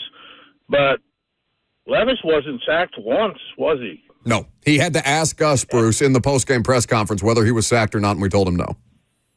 Okay. But I don't think we didn't sack them either. We didn't sack Flacco either, did we? No. No. But I will say they did impact the quarterback better than I expected them to because that's been questionable for them all year long. Continue. They rushed him towards the end of the game because I thought I couldn't remember if they sacked him or not. But I wanted to bring up a couple things. One, Ridley, he got targeted, but the ball hit him in the feet. I believe that was twice. And then, even though they played not to lose, we still threw an interception. The number 72 killed us twice with the penalties. Leroy Watson getting called. I'm sorry, I'm having a brain freeze here. And then, I got to say, I thought we played a better game. I'm disappointed, but I thought we played a better game than we have. And Pittman catching that touchdown, he was covered. I don't know how you cover him better. That was just an outstanding catch. And I'll hang up and see what you guys say. Thank you for the call. So, did they play a better game than they have? No. I can't agree with that assessment. Well, They didn't lose turnover margin. They didn't win it, but they didn't lose it. The penalties were a problem. Over 100 yards in penalties. Very bad. Ironically, the back-to-back from Leroy Watson, which could have been the most crippling penalties of the night or the afternoon, didn't matter because Pollard scored on 3rd and 19 on the 23. On a surrender draw. Yeah, on a surrender run, and he scored. So it speaks to the Colts' run defense. But they've had, I don't know, it's not their worst overall performance of the season, but it's not getting better. They didn't. People are going to bemoan playing not to lose and playing conservative, and Callahan admitting to that. But they can't cut it loose. They cannot cut number 8 loose. They will lose the game far quicker that way than how they are approaching games right now. I fear that they have tried to make him so they took this offseason, the training camp, preseason games, mechanics, footwork, processing. Whatever changes in the way that he studies maybe versus the way that he was studying, they have made him a worse player at the position. So they could cut it loose last year because that's the thing that he did best. And now they can't do the thing that the quarterback was best at anymore because they're scared of him. It's really hard again, I'm not saying that you should stick with Will Levis. Like I feel like I declared myself out, maybe not out fully, but I don't trust him. He can earn it back, but he's not doing it. I feel like I've been pretty consistent on that for basically 3 weeks. I'm not going to put it all on him, though, because he's a worse player with a new coaching staff. It's supposed to be all about maximizing him, and he's less. I get what you're saying, but like, it's a vicious cycle right now. It's a vicious cycle. They can't trust the quarterback to cut him loose. They have to find out about this quarterback and see what he can do this season, and it all just keeps coming back around. But they can't trust him to do that because it'll lose them games, but they got to find out about him, so you got to throw the football, but it'll lose you games. Just keep going round and round. JB on YouTube says, Buck, things get worse before they get better. That's just something you say. It doesn't mean anything. That's not actual analysis. It's just something you say to pacify yourself. The night is darkest just before the dawn. That's coping. Anyway, 615-737-1045. More of your phone calls. We'll also talk Tennessee and Vandy. I'm Buck Reising. It's 1045 The Zone.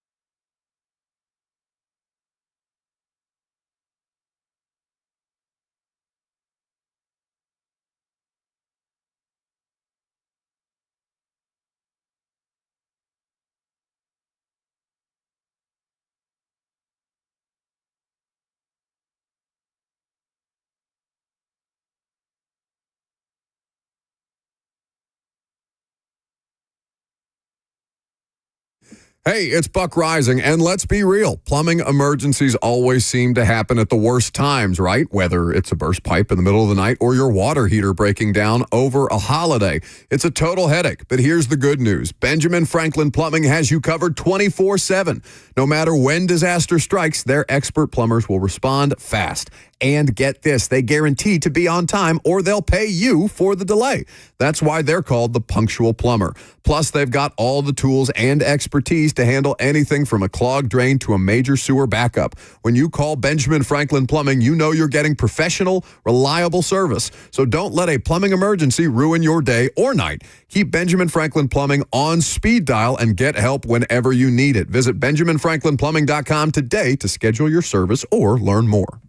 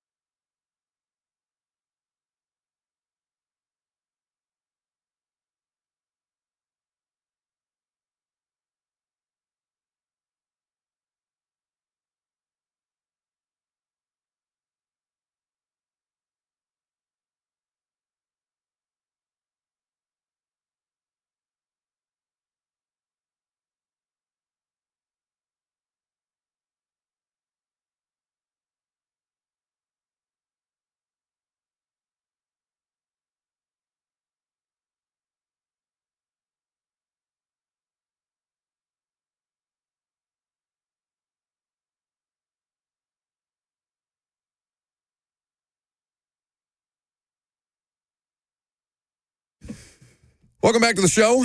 We are fueled by Hattie B's Hot Chicken. If you are sad about the Titans, you can always be made happy because Hattie B's is in the stadium. You can get your hot chicken there during the Titans games. If you're there for TSU games, if you're there for, do they keep those kind of concessions open for concerts? I don't know that off the top of my head. I couldn't tell you the last time I went to a concert at Nissan Stadium.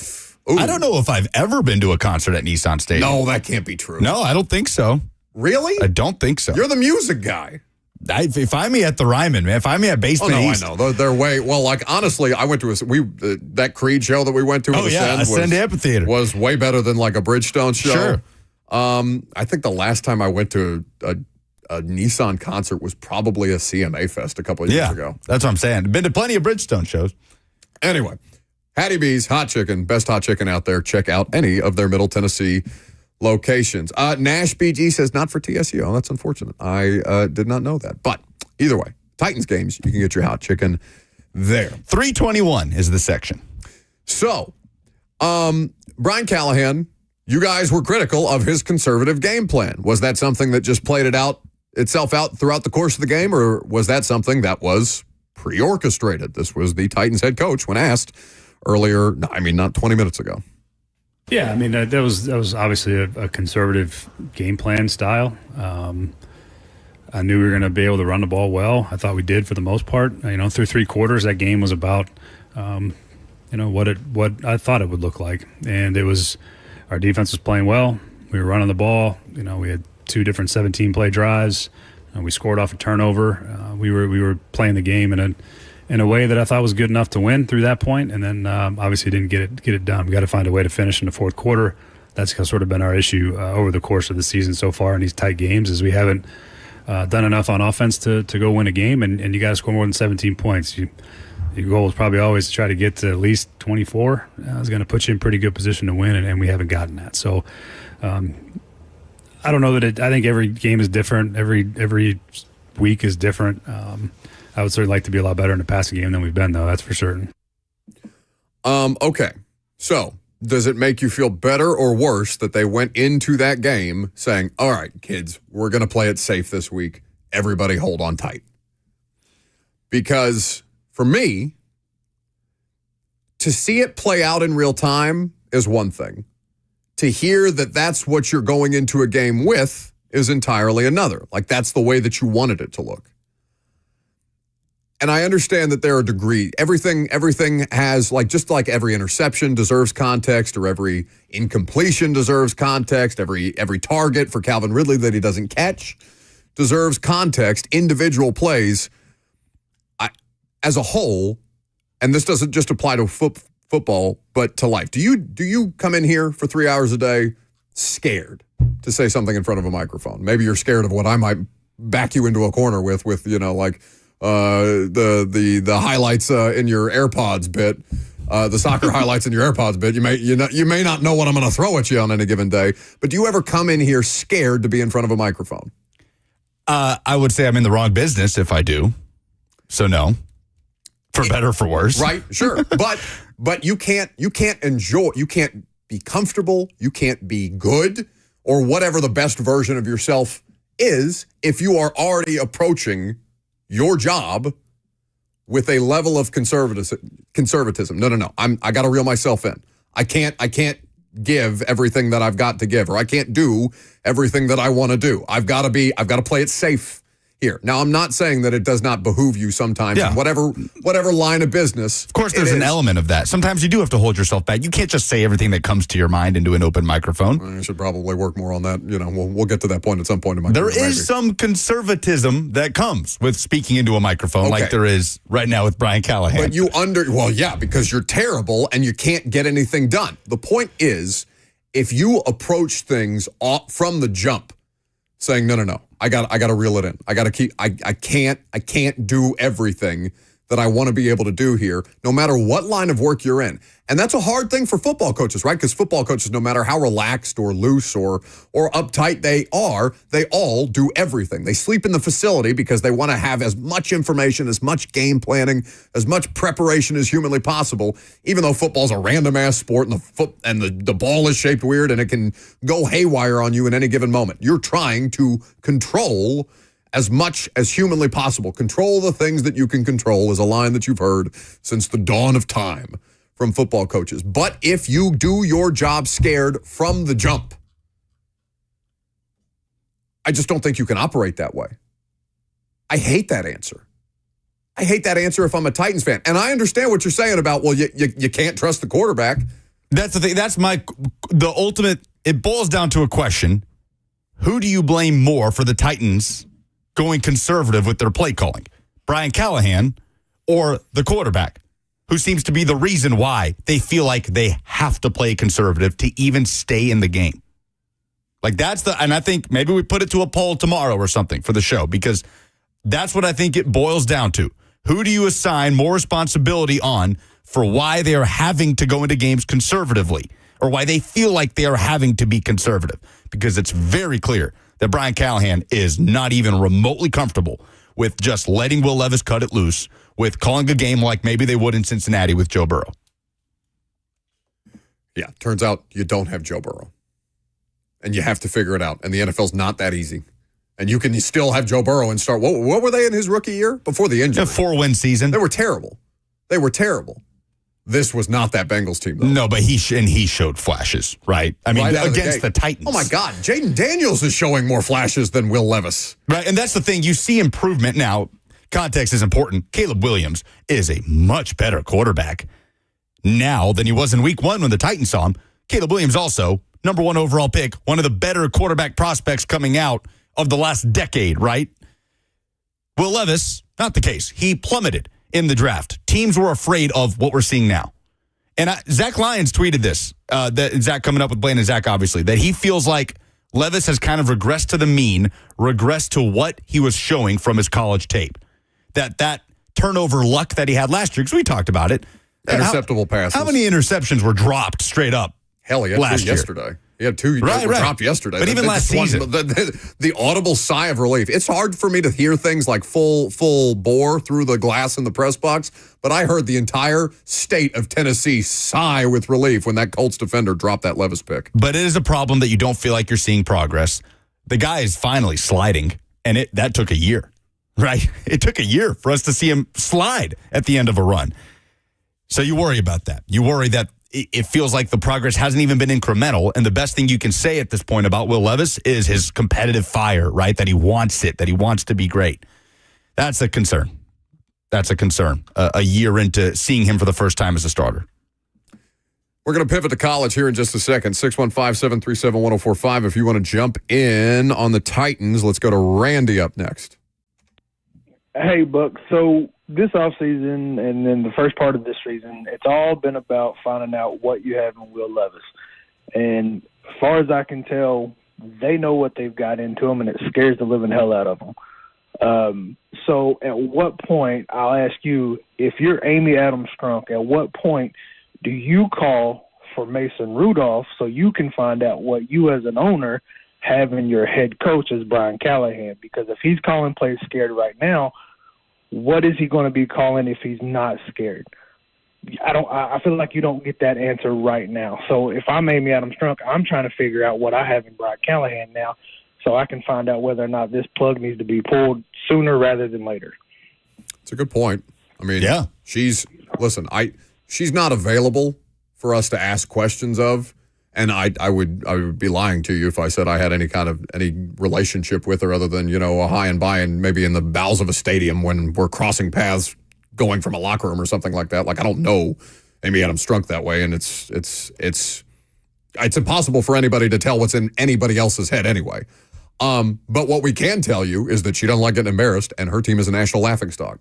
You got Stephen A. Smith talking about the Titans today. You know why? Because he's blaming Brian Callahan and Will Levis for not being able to get Calvin Ridley the ball and for bothering Calvin Ridley so much with his targets early on in the game. Her team is a national laughingstock. Her quarterback continues to be the joke, the butt of every internet joke out there. If they're 1-6 after Buffalo and Detroit, get him out of there. But that's a really interesting point. Okay, if you think you have found out what you have or don't have in your quarterback, finding out what you have in your coach by putting the ball in the hands of someone who's shown to be a competent backup quarterback and has won games in a tight spot when he is needed in Mason Rudolph, kind of like the Bengals did last year with Jake Browning. They managed things. They played to his strengths. That's an interesting thought. Like, at what point does the evaluation have to turn to your head coach if you feel like you're already at a point where you know about the quarterback? Here's the thing, though. Because we didn't think Mike Vrabel was getting fired until the Sunday of Jacksonville, and then that was still 3 days afterwards when he ultimately ended up getting fired. I don't know what's going to happen to Brian Callahan. I don't know. I don't think any of these people are going to see the opening of the new stadium if this thing continues on this trajectory. General manager, quarterback, coach, roster, any of it. This is nonsense. But the thing that I am curious about is, all right, so say she finds out what she needs to find out about Brian Callahan and his coaching staff after year one. They're paying John Robinson still. They paid Mike Vrabel to go away. They fired both of those individuals on long-term extensions. How much more money is she going to be willing to fork over when she's already on the hook for how much for the stadium? It's $700 million that she's putting in specifically, and the organization is responsible for any kind of financial overruns, which, to my understanding, have already started, as should be expected. So, this is not the most cash flush organization in football. If she does make a determination on Brian Callahan that that's not the direction that she wants to continue to go in, is she going to be willing to pull the trigger when she's already paid multiple coaches or a coach and a general manager significant money to get the hell out? I don't know. That's a tough decision. You would think that Callahan would get an opportunity with a quarterback that he has more of a hand in bringing in. You would think, because that's been what we've said, right? We've said, hey, if Levis ain't the guy, Callahan's going to get his chance. But that's why that determination needs to be made this season. The developmental path for Levis might be longer than this season. Titans don't have longer than this season. Let's go to Dilroy up next. Can you guys hear me? I can. Yeah. Thank you for taking my call, man. Sure, I what you just got? want to say this. I feel like I'm getting tired of hearing Will Levis just go to practice every week the same person. When are we going to get a different person? And another thing, they put a cap on them. Just like you said, I was listening earlier, man, you are really going off, and you are completely right. They have to put a cap on him, and they have to play a certain way to even have a chance. But Tony Pollard, I always say this, he was out there cutting grass, man. He was out there cutting grass. He had a big day. Thank you. Thanks for the call. When are you going to get a different person at the quarterback? I don't know when you draft one. It's he's just not going to show up a different person. There's no... Dilroy just wants another human back there. It's just a whole other human. Yeah. That's a tough one. I don't know what to do for you there. You want to talk about your Vols? Yeah, we kind of talk about winning football. Well, we sort of set up this conversation on which quarterback is kind of coming up shorter right now between Nico and Will Levis. We put it to a poll. Yep. I bet the results are overwhelming. I'm curious to hear them, though. Yeah, I'll pull it up. The results probably are overwhelmingly Levis, and they probably should be. But relative to expectation, it's a fair question to ask because we didn't come in with, maybe some people did, the most optimistic of people, but most reasonable people did not come into this season with the thought that Will Levis was going to be an all-pro caliber quarterback. Right? It was all about finding out what you have. With Nico, it's also about finding out what you have in his first full-time starting opportunity, but the expectations sky high, and he's fallen well short of that in the last couple of games. So we put it to a poll. Which quarterback do you feel like is falling shorter? 78%. Or which quarterback are you more concerned about right now? 78% are going with Levis over Nico, which I would agree with. But Nico has shown more flashes, right? Nico has proven that he can run this offense, and he's proven the arm talent and the athletic ability. But he's had a rough couple weeks. He's missing open receivers downfield. The offense is just not running the way that you're used to with Josh Heupel. There's other problems, pass protection, and it feels like the tempo has gone out the window. Pre-snap penalties have played a big role in that. But Josh Heupel, he seemed really frustrated after that Florida game. Like it was a more relieving win than satisfying win, which I will also say, I'm not going to turn my nose up at a win over Florida. Tennessee hadn't beaten Florida in back-to-back home games since the early 90s. But yeah, there are absolutely questions about this offense. Okay, you said that there's no question that he can run this offense. Is your coach not displaying evidence that there are questions about his ability to currently run this offense? Well, no, I'm just saying we've seen it, right? Like we saw it. We saw it against Kent State, Chat, and NC State. I haven't seen it against two legit teams, and Oklahoma has a legit defense, if not an offense. Sure. We saw it in the bowl game against Iowa in the first few games. I understand the nature of the competition.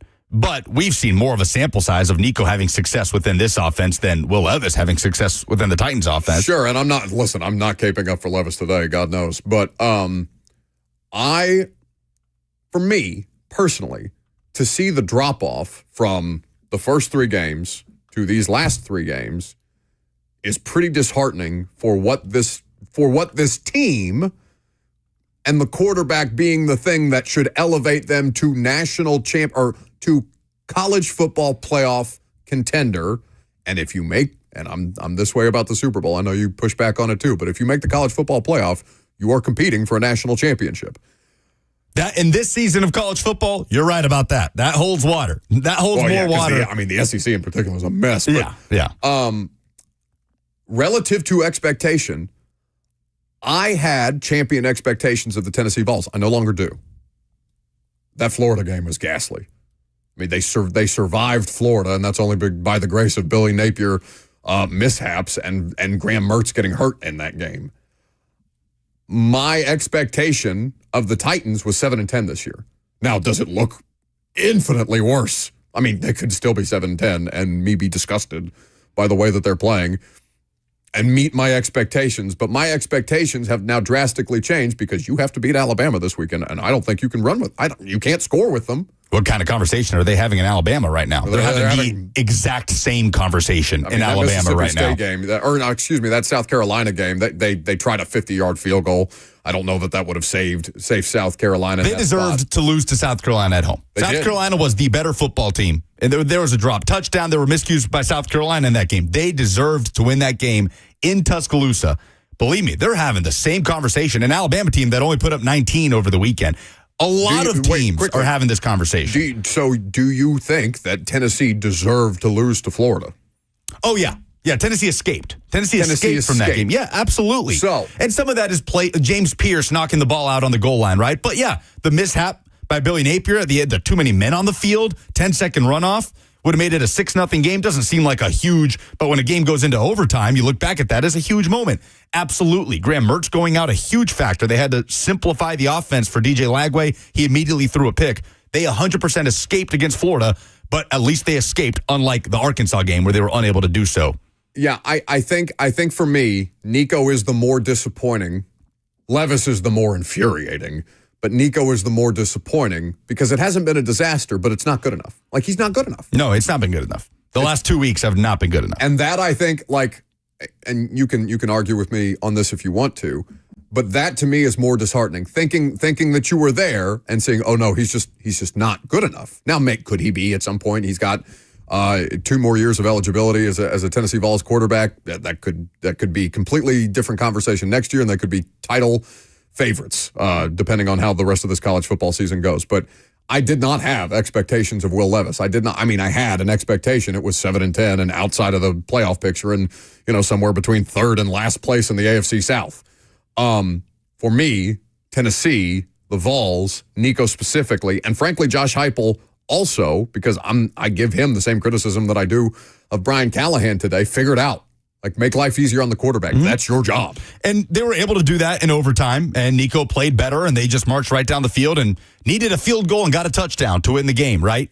But Nico still is a redshirt freshman, and with Josh Heupel, where there's so much more of a sample size of him figuring out ways to win and have success with the quarterback, but we really did get used to in that 2022 season, even when they got set back, a pre-snap penalty, and suddenly 3rd and 17, every single time, it felt like Hendon Hooker found a solution, right? It was Hendon Hooker down the seam to Ramel Keaton. They just got out of every situation.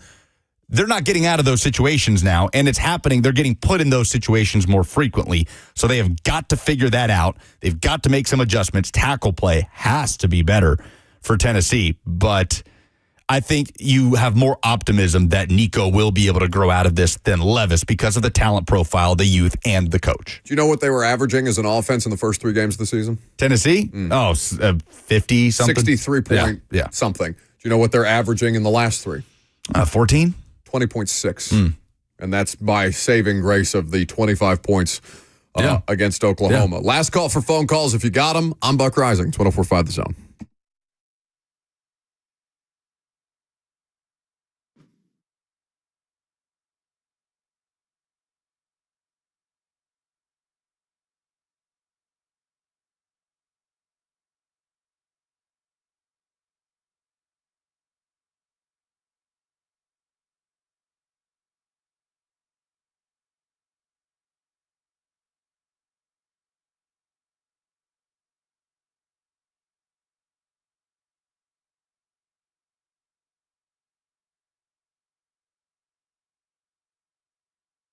Men, do not go through irreversible surgery to treat erectile dysfunction before you have talked to the experts at the Tennessee Men's Clinic. The Tennessee Men's Clinic specializes in men's sexual health issues. It's all they do. It makes them the experts in the field. They have access to multiple protocols and options to treat your ED based on your specific needs and what's going on in your body. Don't trust your health to an online pharmacy. Don't feel like you're out of options. We want you to understand all your options when it comes to treating ED. The Tennessee Men's Clinic protocols are patient-centered and customized to your needs. They have treatments for everything from low testosterone to ED, treatments that increase size and stamina, and everything else in between. The bottom line, no one has more expertise and experience in successfully treating men's sexual health issues than the Tennessee Men's Clinic, and they are passionate about what they do. So call them today at 615-208-9090. That's 615-208-9090, or schedule an appointment online today at TennesseeMen'sClinic.com for their Franklin or Midtown locations.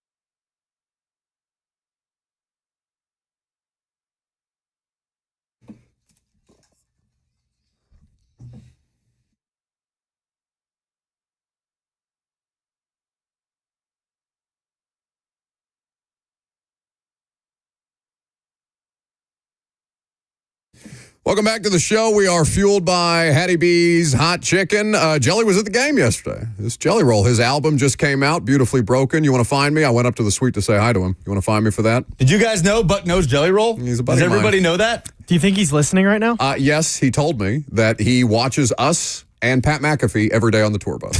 So watch yourselves, because I'll take you out real fast.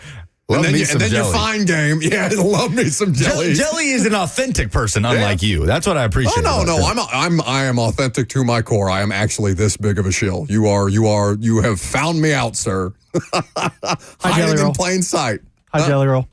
Hey, Jelly. He said hi. Yes. They played a show. He said they played a show in Louisville last night. Had a couple of extra hours to show up at a Titans game, so they're hanging out in the suite. I know they showed him on the Jumbotron a couple of times, so good to see him. Congratulations to him on the new album. Last call for phone calls if you got them. 615-737-1045 is the number. Let's go to Bam next. Hey, Buck, morale is not high, my friend. Not high. Not high, my boy. No. Not high. Man, I think the frustrating part about everything is, like, after when they got rid of Braves, it seems like everything, was in a dark pit. Then we go make all these signings and do everything that we've done.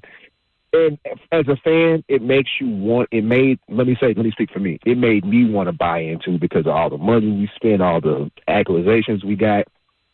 And then we get here and Levis is playing like a high school quarterback, bro. It's like, it's frustrating, man. As a fan, you spend all this time, this money, you travel, you do this to try to support the team. And it's like, yo, this dude is not the answer. Do we have to just continuously just blow the season away? I mean, it already seems like it's lost, but it's like, all right, man, like, what do you do at this point, man? It's overly frustrating. Like, we're losing games that we should be winning, and then Callahan isn't trying to, like, to me, it seems like he don't want to win because he's trying to stick with Levis, or I don't know if he's trying to get another guy. It's just overly frustrating. So hopefully you can give me some therapy with that, my friend. Always good to see you. Thanks for the call, Bam. I mean, the answer can just be that they're bad. Like, it's not like anybody's actively trying to do anything. They're trying to win football games, and they're bad at it. Like, can that just be sufficient enough analysis that the Titans are a bad football team through 6 weeks of professional football? It may get better. I mean, I don't know. But what our job is to figure out whether they have the tools to be able to get better. And right now, they don't look like they have them. So I get your point. It has to be frustrating. And yeah, I mean the financial investment in professional sports, in sports teams, right? Like, and I'm not gonna act like I've had that firsthand. But I went to the Preds season opener, Lucas, last Thursday, and I forgot how much concessions cost, how much alcohol at sporting events cost until I walked out of there $400 lighter from a with the ticket. I think the ticket was like. I was going to say, my goodness. I mean, I'm not an alcoholic. There are more efficient ways to get a buzz on. I didn't pregame or anything like that. I just went to a hockey game. I'm like, oh, I got a tequila. They have a Patron bar. I got a tequila soda, and then 2 tequila sodas later, I'm $70 lighter. I'm like, the hell happened here? I think the ticket was like $150 or whatever.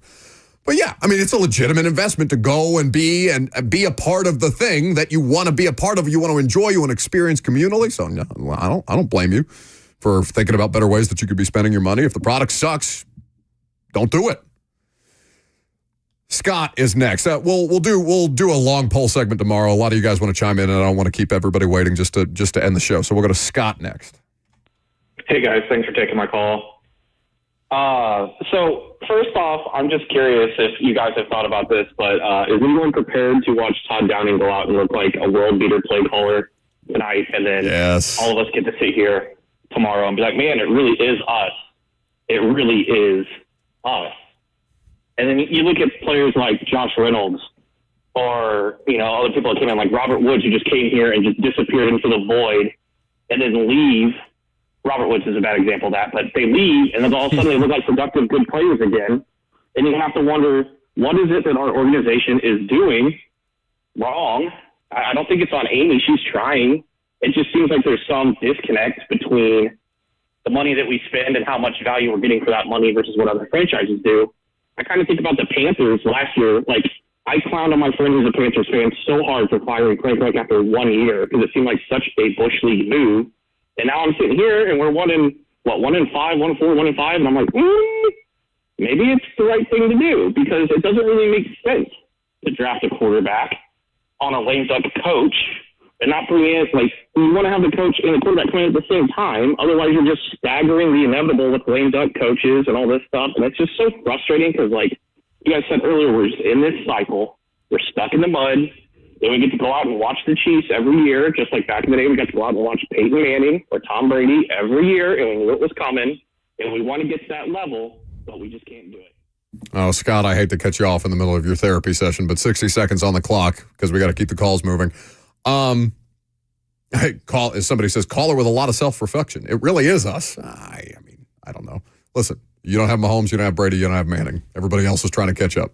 I think what it is. We overrate a little bit, too, that former Titans go to greater, greener pastures. Like David Long's just hurt all the time in Miami. Aaron Brewer's struggling in Miami. Robert Woods didn't do anything after he left, right? I mean, yeah, Shane Bowen has called a great defense last night for the Giants. Yeah, but if Todd Downing does it tonight, it's going to hurt. Todd Downing already beat the Titans this year. The Jets came in here and won. Bills and Jets tonight. Westwood One coverage here on The Zone.